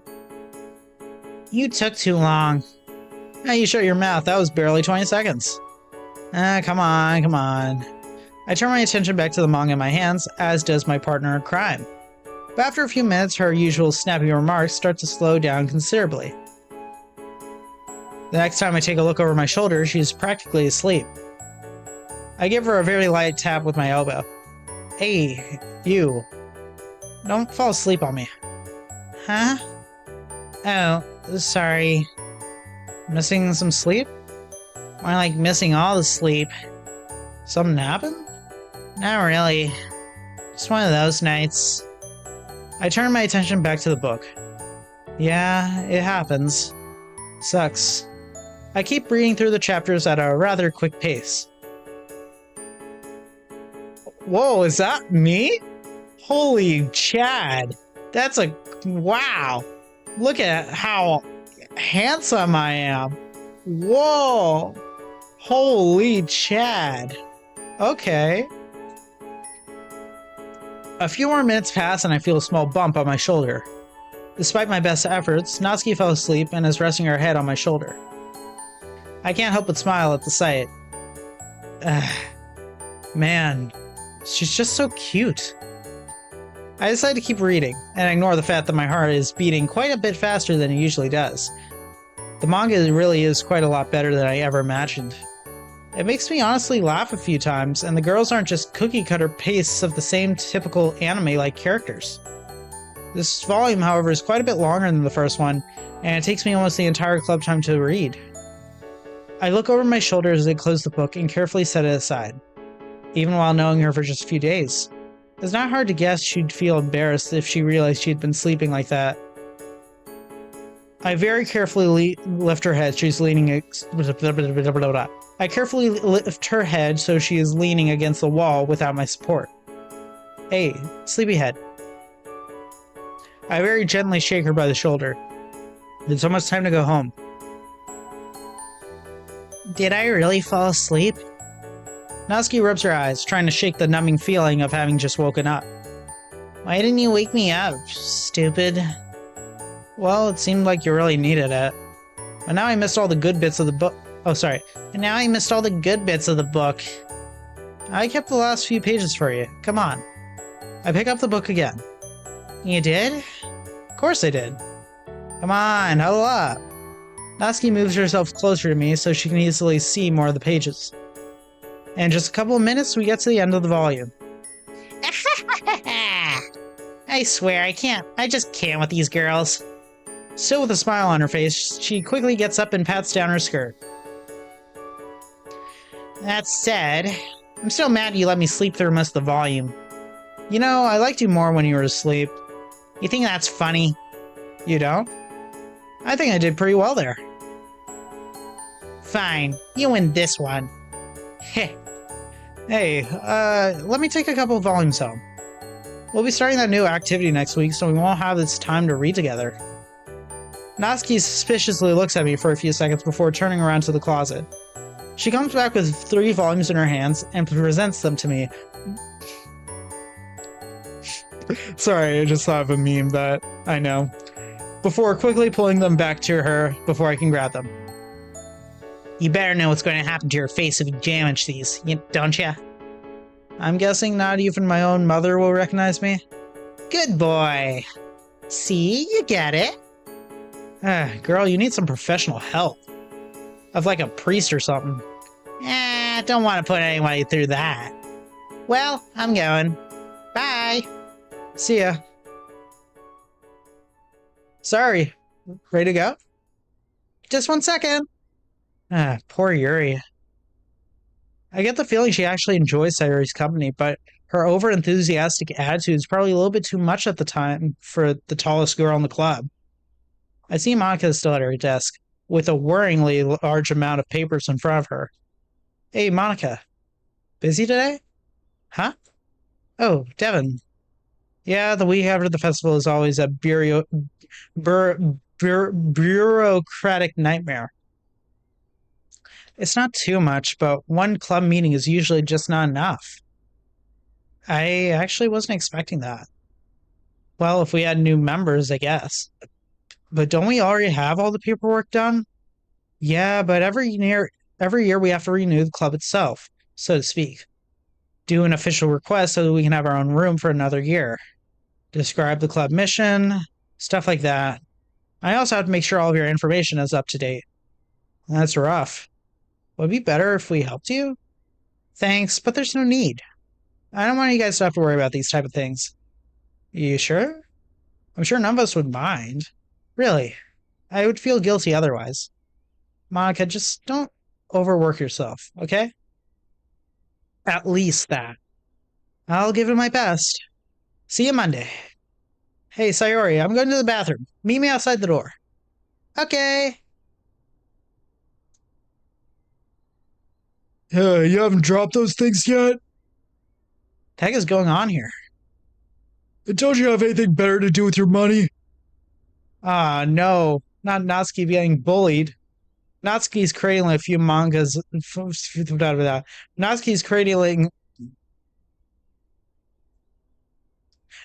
cradling a few volumes of manga in her arms. No, I mean, it's not like that. Give me those. You're useless. Hey, stop. Hey, Natsuki. Oh, you got my manga. Thanks for holding on to it. I forcefully place myself between Natsuki and those two and carefully take the manga from her hands. I have the feeling she hates her own actions right now, but she can't help but somewhat hide herself behind me. I really wanted to take these home to read over the weekend. I somewhat turned to Natsuki and tried to keep it as understated as possible. Go. Devin? Go. Holding most of her tears in, Natsuki leaves down the corridor. Who the hell are you? Her boyfriend?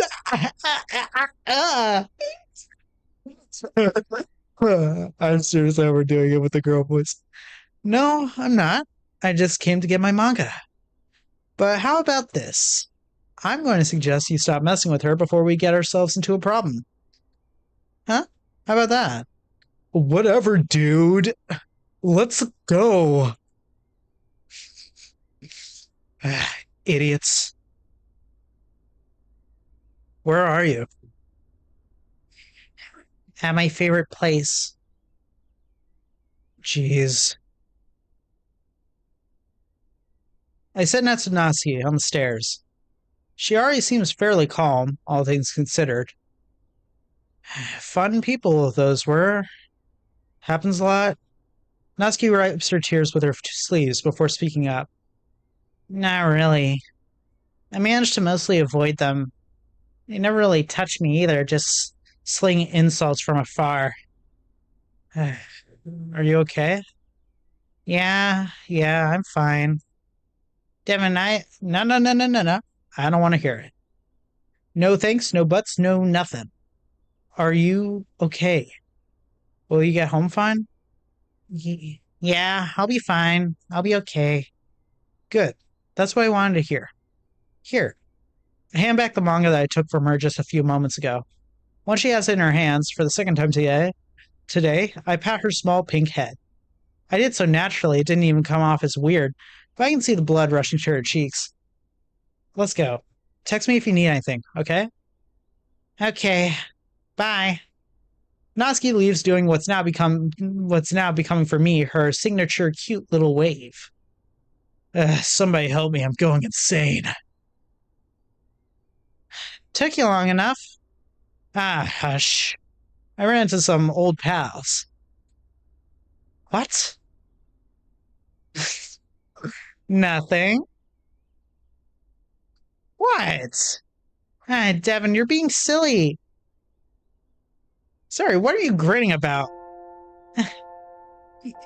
You think I didn't get you... You think I didn't see you get all cozy with Natsuki? Natsuki? I can't bring myself to tell Sayori what happened. She's worried about her enough as it is. Oh, so that's what you were on about.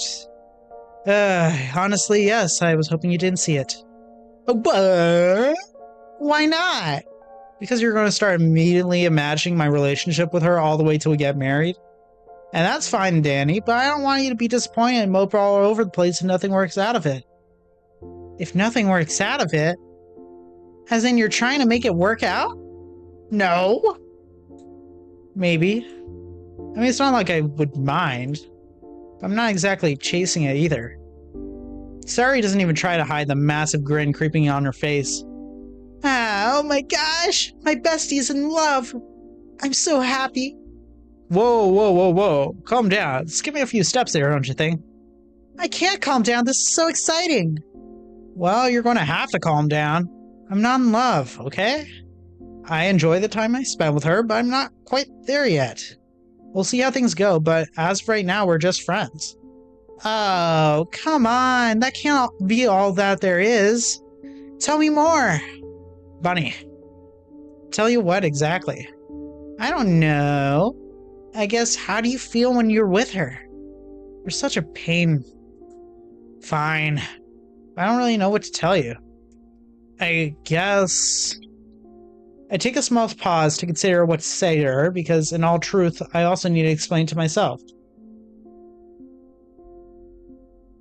I guess I can talk to her in a way I've never really talked to another girl before.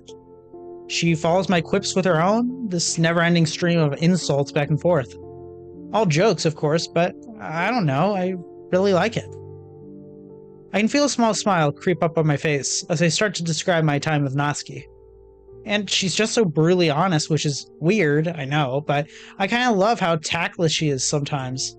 Also, after that little club disaster on Wednesday, I don't know, something clicked with me.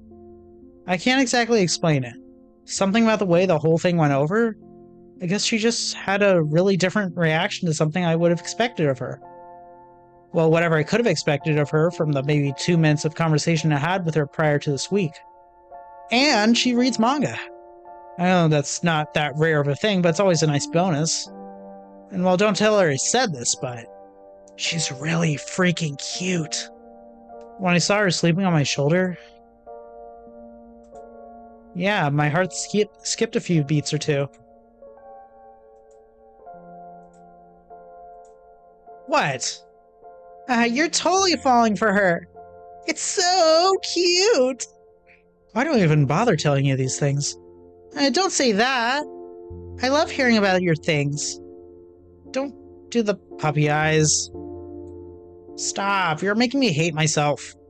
Mission accomplished. You know what? Just because of that one, I'm never calling you Bunny again. What? No! You wouldn't do that. You think?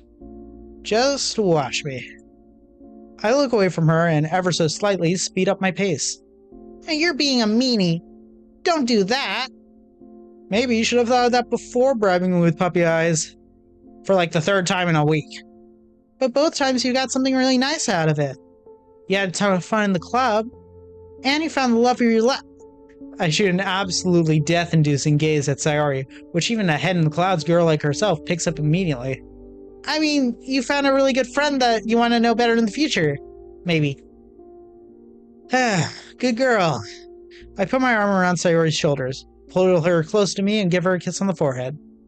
She gently leans against my chest as I tighten my grip on her to a gentle hug.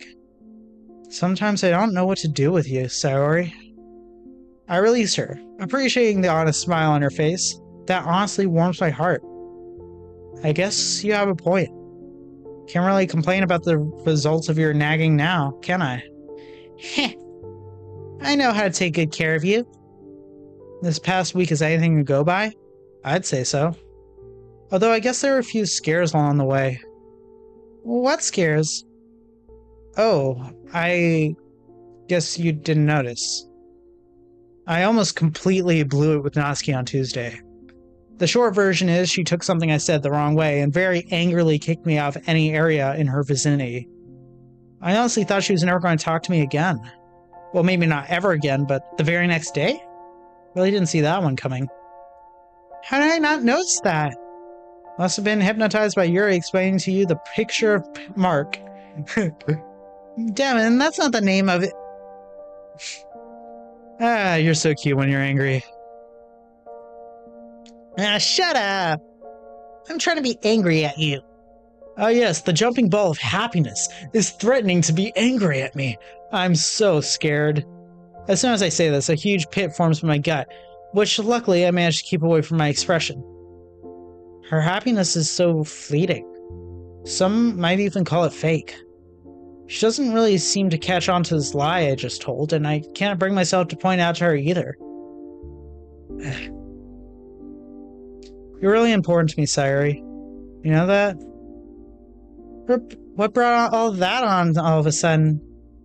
I don't know. Just felt like it. Silly. We're still on for dinner, right? Of course we are. Don't want to start breaking promises now. Yay! I'll just go put my school stuff down at my place. I'll meet you in a few minutes. Alright, I'll leave the door open. Just do what you usually do.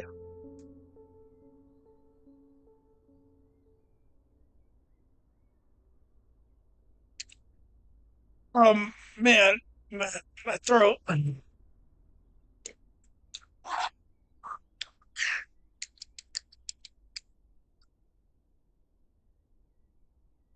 Bunny, you left your jacket here. She'll see it eventually. Having just got out of bed, I stretched my arms high to a stretch. Sleeping in an extra couple hours on the weekend has to be one of the best feelings in existence. Guess I'll get a head start on homework. I get my Nates? Who's Nate? I get my notes and give it a good hour and a half of continuous work, which surprises even myself. Maybe the girls are rubbing off on me more than I thought. Took you long enough to wake up, Sayori. Oh, it's Natsuki. Hey. Oh, it's Natsuki. That's what I just said. Sup, shorty? I hate you. I'm just a horrible person. I know she won't take it seriously, though. Oh, feisty, are we? Come over. What? Tomorrow, around 2. Come to my place. What? Sure, I guess. You don't guess. You should feel honored. It's not just about anybody I let come over. And bring my manga along, or I'll kill ya. Fine, fine. I quite like living as it is. How do I even get there? Meet me by the bus stop next to Hills Market. You know where that is? Yeah? Don't be late. I'm just gonna kill you anyway. What just happened?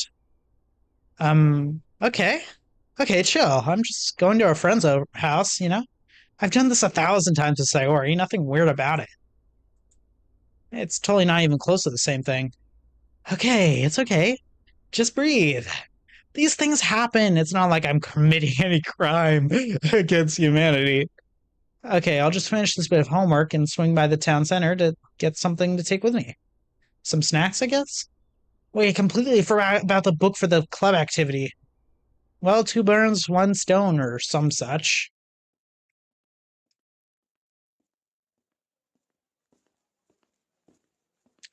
Pretty crowded.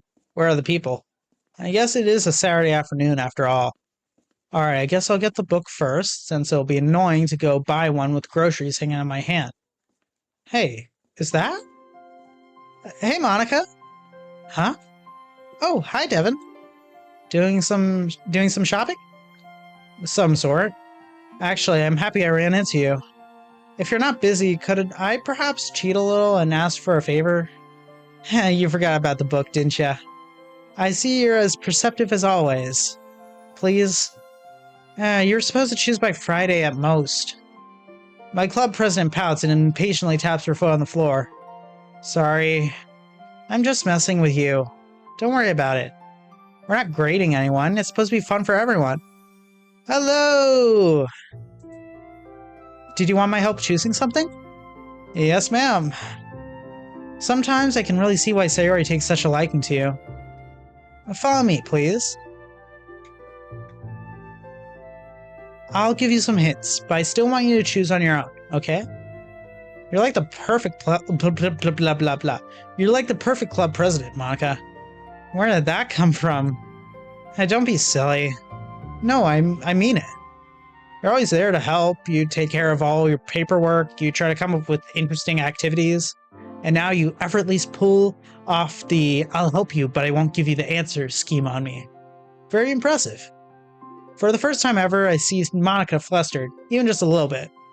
I guess that outside of school, she doesn't try as hard to uphold her perfect persona. Well, thank you. That's very kind of you. But back on topic, did you have something in mind? Not really. I guess that's kind of the problem. I think I want something that's decently long, but not Moby Dick levels of long. That's not too hard to read. I guess the point is to challenge ourselves a little bit, though. Monica flashes a smile, confirming my thoughts. Come with me. I think I have an idea. Monica quickly guides me towards the small corridors with no hesitation, until we stand in front of the section she had in mind, and broadly gestures towards a specific shelf. Young adult high fantasy. It's nothing too hard since it's mostly directed at teens, but being high fantasy, it tends to still use up some words that might trip you up. They're pretty average in size as well. Well, that sounds just about perfect. Are you sure you're not in a hurry? Not particularly, no. Well, still, I don't want to hold you. I'm sure you came to make some shopping of your own. I'll be fine. Thank you so much. You already helped me more than I deserved. Are you sure? Yeah, thank you. Well, I'll leave it to you then. See you Monday? Yeah, of course. Bye. Maka leaves the shop with a little wave exchanged between us. I turn my attention over back to the shelf, scanning the books, looking for something that might catch my eye. Maybe a name I recognize, an interesting title, or perhaps more realistically, a pretty cover. I know they say you shouldn't judge a book by its cover, but I don't have much else to go off here. Eventually, something does pique my curiosity. A book named The Young Prince of Lothric Castle. The cover sports an embossed golden crown over a deep red cloth stained in blood. Seems to be loosely based on a video game. I guess that could be an interesting proposition for all of us, since we're all supposed to leave our comfort zones.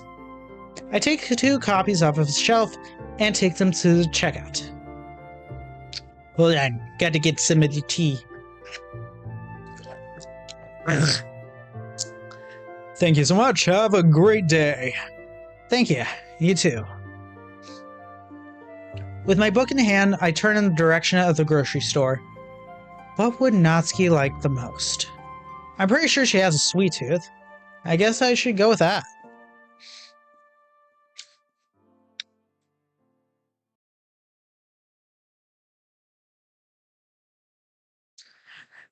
You're late. Like, do you actually want to become a statistic in some crime report?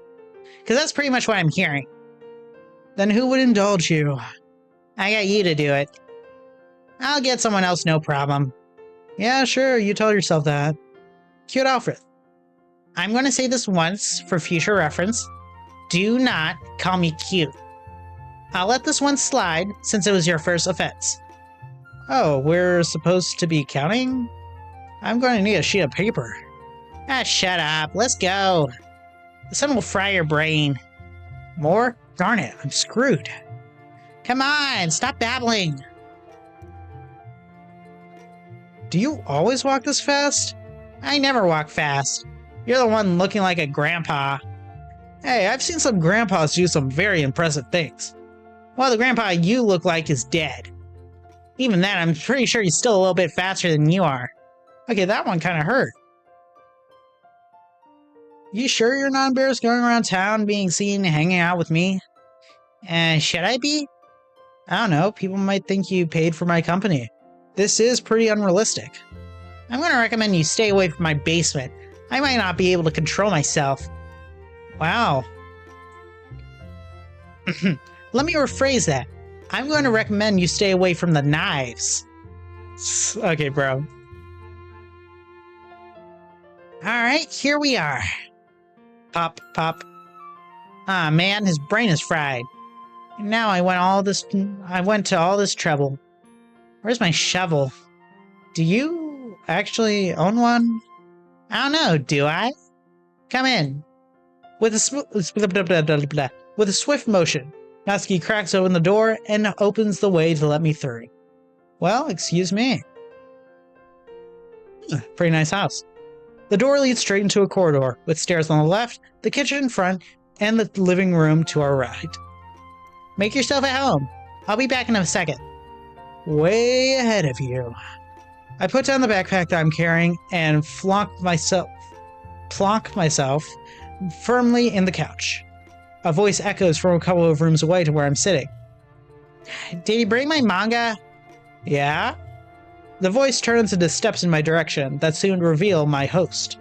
Good. You're at least good enough to do that. I'm gonna make you regret saying that. Close your eyes. Why? That's suspicious. Will you shut up and do it? Fine. Alright, no peeking. I quickly pull out a small pack of chocolate brownies and a bag of rainbow-colored gummies covered in sugar, and hold each one in one hand behind my back. Open. Okay, nothing out of the ordinary so far. Choose a hand. What am I, 5? Ah, man, you're annoying. Choose a hand. Fussy. Alright, give me the left one. I somewhat haphazardly throw the bag of brownies in Natsuki's direction, which she manages to catch by reflex. It takes her a couple of twirls of the box and a few seconds to register what she got, changing her expression in an instant. Why are you hiding this from me? If I was hiding it, you wouldn't have it. Hey, I want the other one as well. No. Give me it. No, what are you, 5? I'll give it to you later, if you behave like a good girl. Okay, bro, don't say that. Are you really going to do that to me? What is this? Do you think I was born yesterday? You suck. Move over. Natsuki throws herself into the couch. Sorry, the mental image of Natsuki just throwing herself into the couch, like literally, and turns her attention back to the present she did get. She quickly dispatches of the Sorry, I can't speak. I've been doing this for 2 hours. She quickly dispatches of the cardboard box's meagerly glued top and pulls out a tray of soft-looking brownies. So good. Come on, get my manga. Before that, here. I place one of the copies of The Young Prince of Lothric Castle I bought on her lap. Natsuki looks at it confused. What is this? That is the book I picked for a club activity. Huh, okay. And why am I looking at it? That would be because it's your copy? I say that as nonchalantly as I possibly can, trying to hide my nervousness and turn my back to her to get the third volume of Perfect Girls from my backpack. But when I turn back, Natsuki seems on the verge of tears. Hey, are you okay? Books are freaking expensive, you donut. A hardback? How much did you spend on this? Hey, it wasn't that bad. Really, the clerk thought it was pretty and gave me a good discount. Shut up, I'm trying to be angry at you. Don't do that again. Okay, I won't. Pinky promise. Wait, what if by some stroke of luck I became a millionaire? A billionaire, maybe? Can I buy you stuff then? You're such a moron. Thank you. So much. I mean it. Natsuki takes the time to wipe away her tears as she says this. Hey, don't mention it. Wait, you thanked me? Twice in 1 week? Don't get used to it. This is an extremely rare occurrence. Yeah, thanks. I could figure that part on my own. Somewhat recomposed, she quickly pulls another full brownie in her mouth. Hey, save some for me. Nuh-uh, you get chocolate on my manga. But I bought it! Feed me some then. I leave my mouth open as I open the volume in front of me, quietly looking at the first page of actual story. What are you, 5? Here. Put it away. Careful with the crumbs. I move the book away from my lap and take the brownie away from Natsuki's hand. It is pretty good. Alright, come on, huddle up.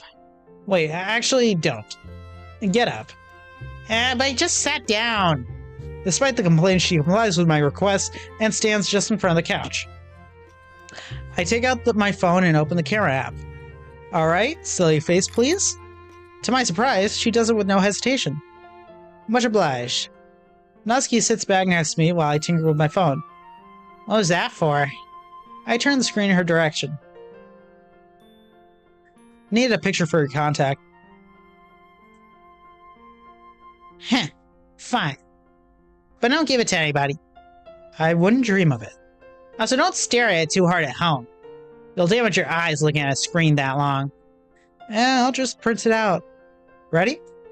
Natsuki nods in compliance, moving towards me and turning her attention to the black and white pages. Not even a week after we started reading together, it already feels surprisingly natural to have her sit this close to me. Closer than before, really. So, are you always this snotty around food? Whoa, okay. Without flinching or dropping her smile for a second, Natsuki elbows me with all of her force in the abdomen. Okay, I got that one. Sorry. That's what you get for being a jerk. Yep. Loud and clear. Looking very satisfied with herself, she takes another brownie and carefully eats it away from her manga, grinning as the sweetness hits her. We quietly but contentedly keep reading for a good while, eventually moving on to the next volume. A few minutes later, I slightly pull away the book from both of us and silently request another brownie, for which she complies with no protest. But as she readjusts herself into the couch, she pulls herself even closer to me, pressing our arms together. I keep reading for a couple more pages. But surprisingly, I gathered all the courage scattered throughout my body. I let go of the book with my right hand and wrapped my arm around Natsuki's shoulder. Okay, bold. Yes, brownies do sound pretty good right about now. Maybe I should get some later. At this point, I'm not sure if I should be surprised or not, but Natsuki lets her body cave and rests her head on me. Regardless, in that moment, I feel incredibly happy that she did. She lets her smile down into a more neutral, almost sleepy-looking, comfortable expression. I hold her a bit tighter without really thinking about it. All I can muster within me is a voice so soft you couldn't hear it from the other side of the couch. If you want to hang around like this, you have to turn the pages. We don't have to read all the time, dummy. Yeah, I guess we don't. I close the book and set it on my lap before gently resting my cheek on my manga partner's head. How did we even get here? Nothing in my heart tells me this is wrong, but my mind can barely believe it's happening. Do you like me or something? It seems pretty out of character for you. A little bit, maybe. Noticing my body's really tense, I consciously try to relax and let myself sink a little deeper into the couch. Natsuki follows my lead and adjusts herself, finding a more comfortable position. Heh, weirdo. But I guess I like you a little bit too. Really? Yeah, really. Can you say it again? I like you. A little bit. I really don't have the heart to not indulge her a little bit right now. Will you come again? Yeah. If you want me to. But you have to bring me more sweets. Oh, sorry, Natsuki said that. Oops. No promises. Natsuki punches me with the force of a feather, clearly disappointed at the possible lack of treats. I thought that you liked me. Only a little bit, though. I notice Natsuki slightly lifting her head. Thinking she wants me to get up, I start releasing her, but she quickly pulls me close by the hem of my shirt, prompting me to hold her again. I can tell that she's looking at something, but not quite what. Eventually, I find her hand moving towards mine, resting on my lap, until the tips of our fingers touch. Ah, so sweet, so wholesome. Gently forcing her fingers up with mine, our hands face each other. I playfully move her fingers with mine, before softly interlocking our hands. She softly squeezes my hand with her slender fingers, making me reflexively do the same.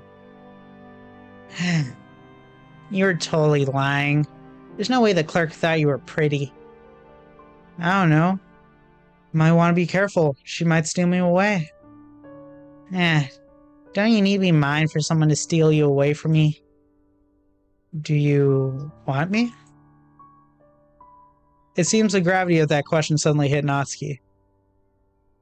She freezes for a moment, seemingly pondering the question. Maybe pondering what we could be someday. Well, I sure want the sweets you brought me. Not the question at hand. I guess the sweets have to come attached with you. So maybe.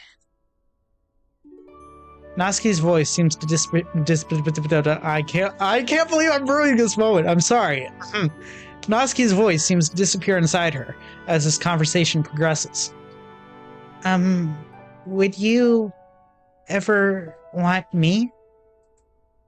Well, let's put it this way. I want to come again. We'll have plenty of time to figure it all out. Yeah, I guess we do.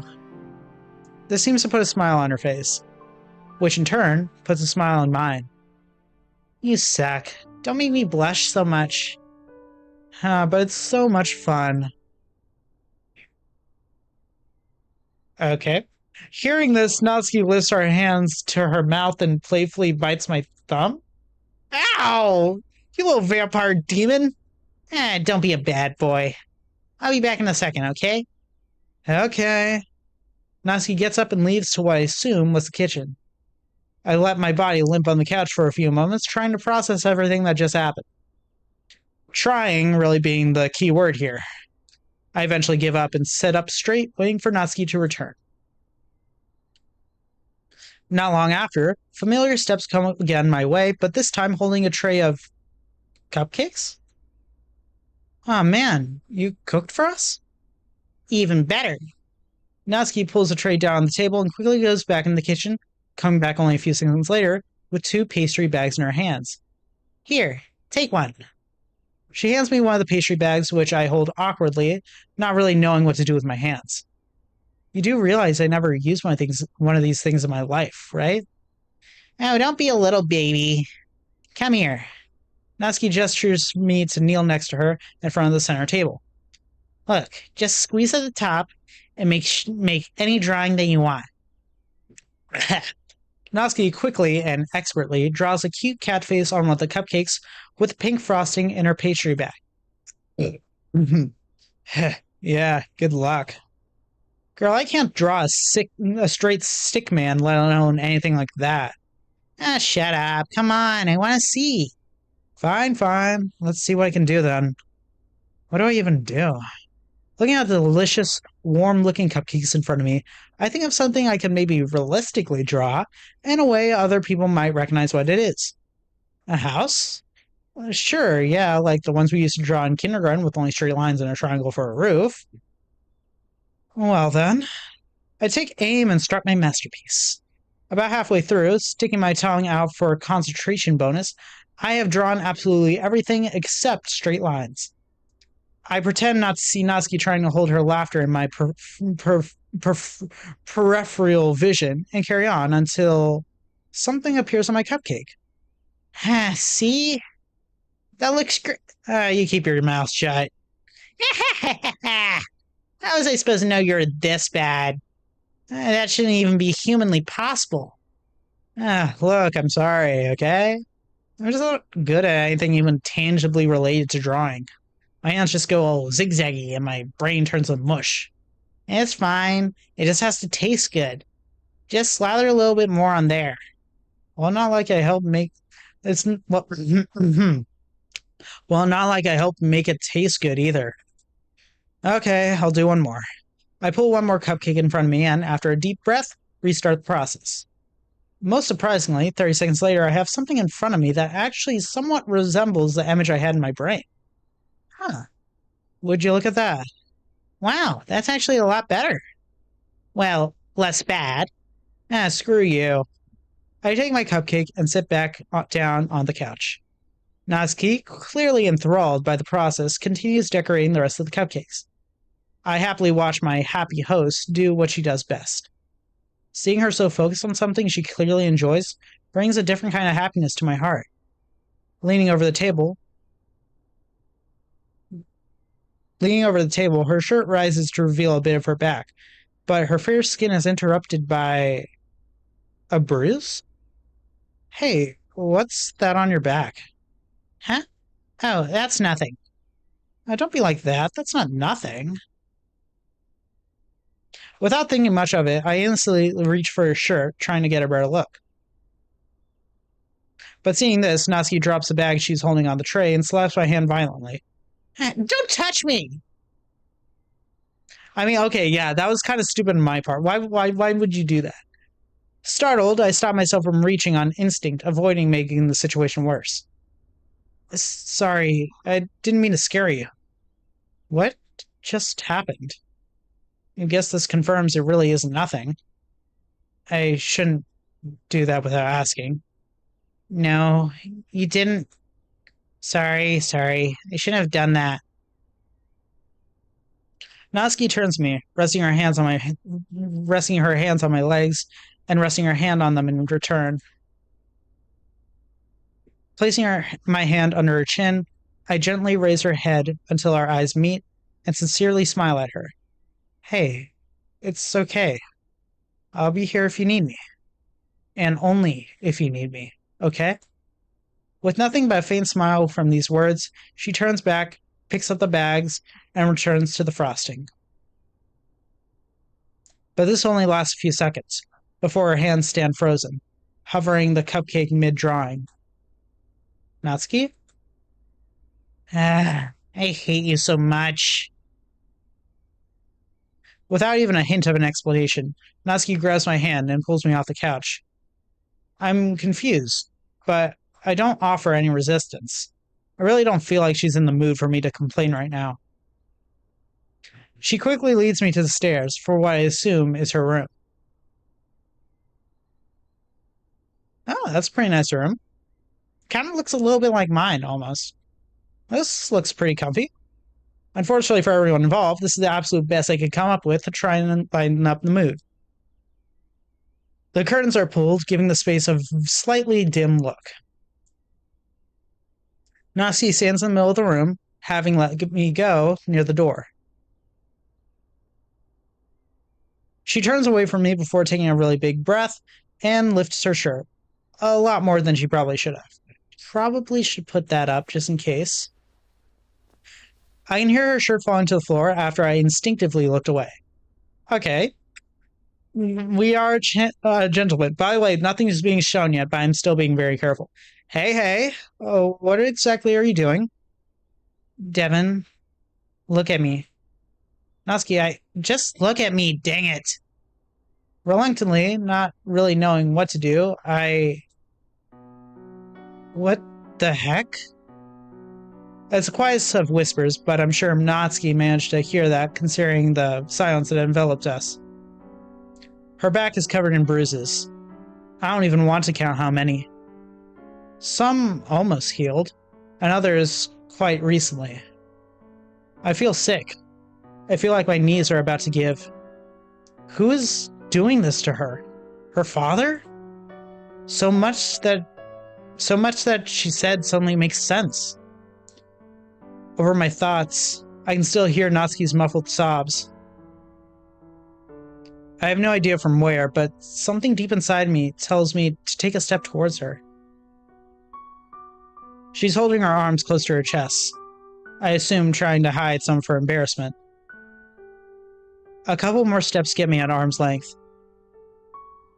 Again, for a reason I couldn't possibly explain, I raise my arm and barely let my fingers rest on a bruise she has near her right shoulder.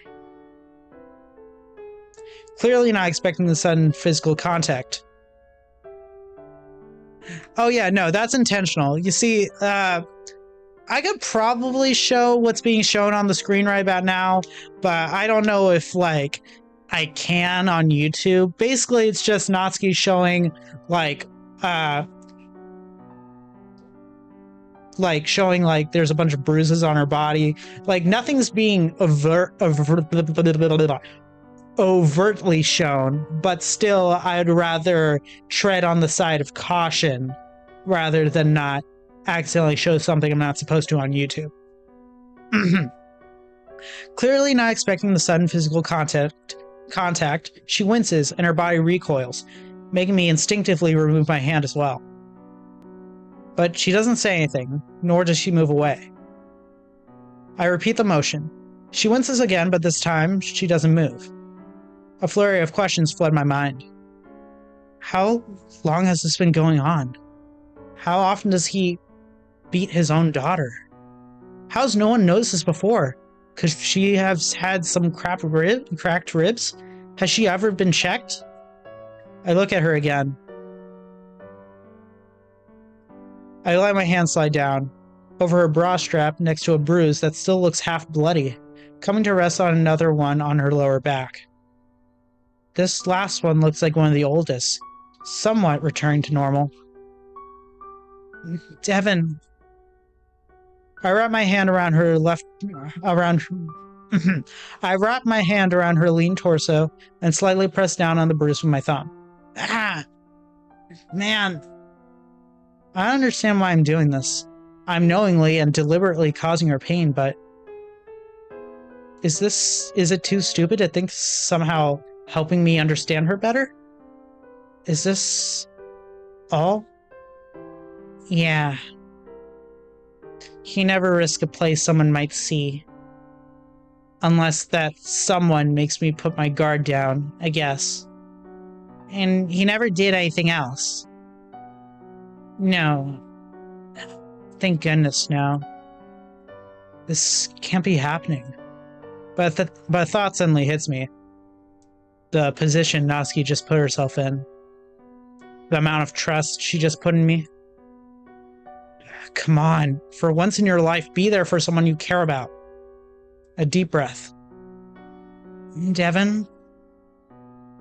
As Natsuki falls into a deeper sob, I pick up her shirt and gently drape it over her shoulders. Hey, get dressed. I'll be outside the door, okay? I'm not going anywhere, I promise. Okay. Alright, I can show the stuff now. When I get out of the room, I can do nothing but close my eyes and let myself slide down the wall. What just happened? Looking back, it was obvious something was going on between her and her father. But this I wasn't ready for. What am I even supposed to do? Shouldn't we go to the police? Actually, why hasn't she gone to the police yet? There isn't need for any proof. She's wearing it, for crying out loud. I need to calm down. I don't want to freak her out even more by being on a wreck of emotion. Devin? A faint voice calls my name. I lightly punch my chest twice. I try to stay my breathing as best as I can before opening the door in front of me. Natsuki is sitting against the wall, holding her face to her knees. I quickly sit next to her and carefully wrap my arms around her. She holds on to me tight and ultimately can't stop herself from crying into my chest. I'm here. I'm here. I'm here. But what if you're not tomorrow? I'm scared. You're the first person I actually care about in such a long time. I can't take this. If you leave me as well, I'm not going anywhere. I'm staying right here as long as you want me to. You can do whatever you want with me. Hearing these words only makes Natsuki's crying more intense. I'm not going anywhere anytime soon. I softly repeat back the words I think she wants to hear. They seem to have some effect at least, as she clutches onto me considerably harder. We just sit like this for a while. Natsuki crying her frustrations into my shirt. Me trying to process everything that's happened today. Bit by bit, Natsuki Natsuki slowly regains control of her breathing. Hello! Welcome! You've caught me at a very interesting point of the story. Why are you doing this? Why are you so nice to me from the start? Even when I was such a jerk to you the first time we talked. Her ragged words throw me off guard. Why? Because every time I look at you, you caught my eye. Every time I looked a little bit longer than I probably should have. And every time I looked away, I wanted to look again. You're so cheesy. Yes, very intense. Maybe. But is it cheesy if it is true? Will you really? Yes. Forever? If you don't stab me in the meanwhile. I can't make any promises about that. I squeeze her a bit tighter in my arms, giving her all the answers she needs for that particular statement. This, Natsuki, this is why. Yeah, I'm staying. Thank you. A whisper, and still probably the most impactful words she ever said to me. 3 times in 1 week. Gotta be a new world record. You're chaotic, by the way? Well, I honestly don't think this is going to last much longer. You kind of jumped at the very end of the pod. Can't go lie. Natsuki readjusts herself to more comfortably sit leaning against my chest. Thank you. Thank you, thank you, thank you, thank you. Sorry, I was just thinking of something. We just sit there and enjoy each other's warmth. I hope it's as comfortable for her as it is for me. I really do. Nothing matters to me right now except for her. I quickly lose track of time. It passes by us as her panting stops and her eyes start to dry. Her cheeks are still rose and puffy, only making me want to cuddle her even more. I can feel her body rising and falling with each breath she takes. I know I have to leave eventually, but how I wish that wasn't true. A good while later, I notice her breath is suspiciously slow. Hey, you. Don't fall asleep on me now. A light shake prompts her to open her eyes. I very well could. What time is it? Almost 6. You have to go. He's coming back soon. Oh. I've never heard her voice so strained, so clearly saying something against her own will. But even thinking about meeting him, I honestly don't know how he would react. Anger? Fear? Just simple disdain? I try to shake these thoughts for now. I doubt I could make any proper decisions with all this being so fresh in my head. Let's go then. I warmly kiss the top of her head before getting up and presenting my hand to her. She shyly takes it, blushing as she lifts herself in my help. You dummy. Shoo, downstairs. I'm going. I collect my backpack before throwing the bag of sugar gummies I had kept from her onto her arms. Oh, these are my favorite. Well, don't eat them all at once. Rish or fish? Rish. I can and I will. Fine, just this once. Text me when you get home, okay? Whoa, who are you and what did you do with Natsuki? Fine, you jerk. Suit yourself. Try not to fall into a ditch or something. I'm so glad she still manages to be her playful self right now. I wouldn't do that 3 times in 1 month. Jeez. Have a little faith. Just go. I'll see you in Natsuki? Oh, shoot. This ain't good.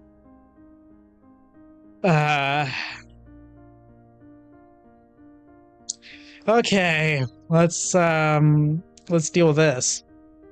Hello. Who would you be, young man? Steps behind me get continuously closer. Oh. Oh no. A friend of my daughter's? Go inside, Natsuki. But inside. He doesn't really raise his voice, but the difference in tone couldn't be ignored by anybody. Natsuki throws me one last pleading look before turning around and heading inside, not daring to say another word. As predicted, I don't know what I'm feeling right now. Images of Natsuki's body are flashing through my mind. I don't know what I want to do, but I'm almost frozen in shock. Pleasure. Name's Ethan. He extends his hand to me. Letting autopilot take control for a while, I shake it. I'm Devin. So, Devin, what brings you here? Oh, I was just passing by and saw Natsuki through the window, so I knocked on the door. We know each other from school. Is that so? Are you also in her little club? Yes, sir, exactly. Didn't think a boy would join that thing. Also, she never told me there was a boy. I joined just last week, actually. That must be why. I see. Don't look so scared, boy. I'm not going to hurt you. Dang it. I was hoping that I wasn't showing that much. Oh, sorry. I guess I'll be going now. It's getting quite dark. Yes, it is. Well, I'll be seeing you around town, Devin. Yes, excuse me then. No.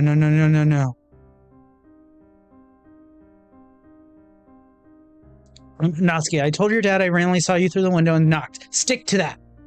Please, for the love of all that's holy, please be holding your phone. I shouldn't have done that. I didn't even think about it. Okay. I'll text you later tonight. Thank God. My heart is just about ready to explode for like the third time today, from 3 completely different emotions, funnily enough. I hold myself up against a wall and focus on my breathing. What if he does something to her because he saw me there? Now I can't even text her myself until she does, dang it! I'll just get home for now. Nothing else I can do, is there? Could I call the cops? No. If she wanted to call the cops, she would have done so already. But again, why didn't she? Oof.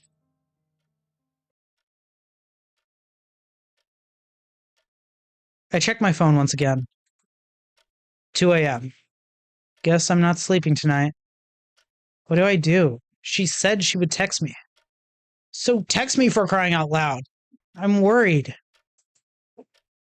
I just keep turning in bed, unable to avoid imagining countless scenarios in my head, none of which end well.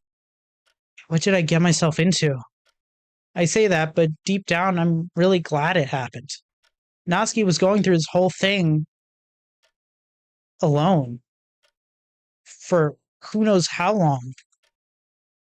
I wanted to ask more about it, but it'd be really easy to come off as insensitive if I'm not careful. Wait, I didn't even think about if he beats her again. Now that I know about it, am I just going to stand by as it happens? I can feel tears welling up in my eyes. The first one's caused by this whole thing. I am guessing the shock of it all actually finally died down now that I'm actually processing my emotions. What is happening? 2:30 a.m. Natsuki, please. 3 p.m. It's 3 a.m. I'll buy you all the sweets in the world. Just tell me you're all right. 3:30 a.m. Mother of God, thank you. Can I call you? Can I call you? What the heck kind of question is that? Hello? Barely a whisper comes from the other side. I'm guessing she wants to keep noise to an absolute minimum. Hi. Permission to be cheesy? Just once. I've never been more glad to hear somebody's voice in my entire life. Gosh. You're such a dork. I don't mind being a dork if it means I get to see you again. Okay, sorry, that one was a little too much even for me. I can hear a small muffled giggle coming from the other side. Maybe I'll let you, if you behave. Are you okay? Yeah. Did he... No. He didn't do anything. He didn't even bring it up. Just kind of weirdly paced around the house until just a little bit ago. I'm sorry about what I told him. I don't know why I even did that. I knew I was scared that there would be a problem if he knew I spent the whole afternoon there, and it just kind of came out. It could have gotten you in trouble. Don't worry about that. That's such a silly thing to worry about. Of course I worry. You're my friend. No. This is more of a master-slave situation. Oh, and who's the master? She's a little bit more than just a tsundere. She's a lot more complicated as a character. I would say she's very aggressive, but that's only because she doesn't really trust people.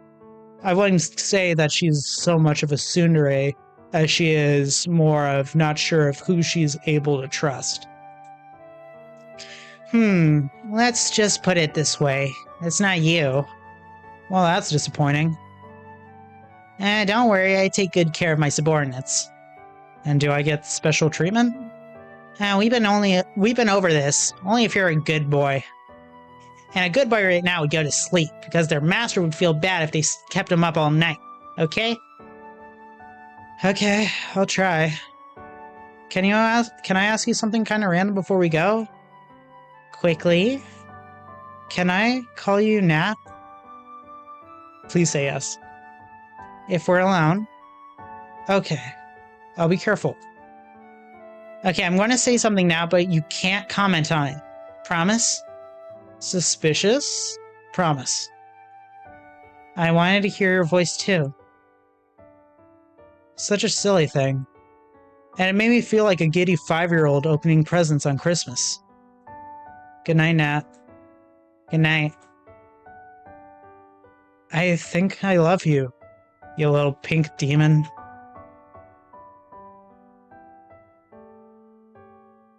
And that is Act 1. Wow. Man, I was almost doing this for like an entire 3 hours. This was an amazing mod, honestly. Very, very well made, very well written. A very intriguing story. I'm excited for Act 2 to eventually come out. If I remember correctly, it should be coming out sometime soon, but I'm honestly not too sure when. But I figure I'd just play this because it's short, easy to do. Oh, wait, there's still more. Oh. I feel cold. I feel alone, surrounded by people I know the name of. I walk aimlessly in a world that doesn't seem to care. I taste blood. And I keep walking simply because I just exist. Until a jacket fell on my shoulders. A gentle hand that touched my head and said, I'm here. A feeling of being seen, not just looked at. I feel warm. Wow, that's beautiful. Ah, man, I wish there was more of it. No. Oh, hey, we got access to the gallery now. That's cool. Only 3 special CGs, though. We also got the music player. Yeah, that's right, because whoever made this made their own music for it. That's how well made it is. This mod first released like 2 years ago, so the fact that it's taken like almost 2 years to make the next act shouldn't be surprising considering how much effort got put into making this mod. Like, the creator for this went above and beyond. What is their name again? I forget. It was like, hold on, wait 1 second. Credits, there we go. Where's the name? Where's her name? No, that's... It might be the music. Yeah, there it is. Mercurial Equilibrium. That's how you... That's not how you say their name at all. I completely butchered that, but that's the person who made this mod. I would suggest you check out their work. If I remember correctly, there's another mod they recently just came out with. I might play it next week. I don't know. It's like the Doki's, like DDLC Heatwave. Basically, the mod follows the Dokis trying to survive through a very intense summer of heat. But it's just like a silly mod that the creator made after, you know, everything's been super hot recently. So yeah, I might play that next time. I don't know if I will, but yeah, my voice is completely broken now. I can't talk anymore. So I'm going to end the stream now. Thank you guys so much for watching, and I will see you later. Be sure to check out my videos, and I'm out. So bye.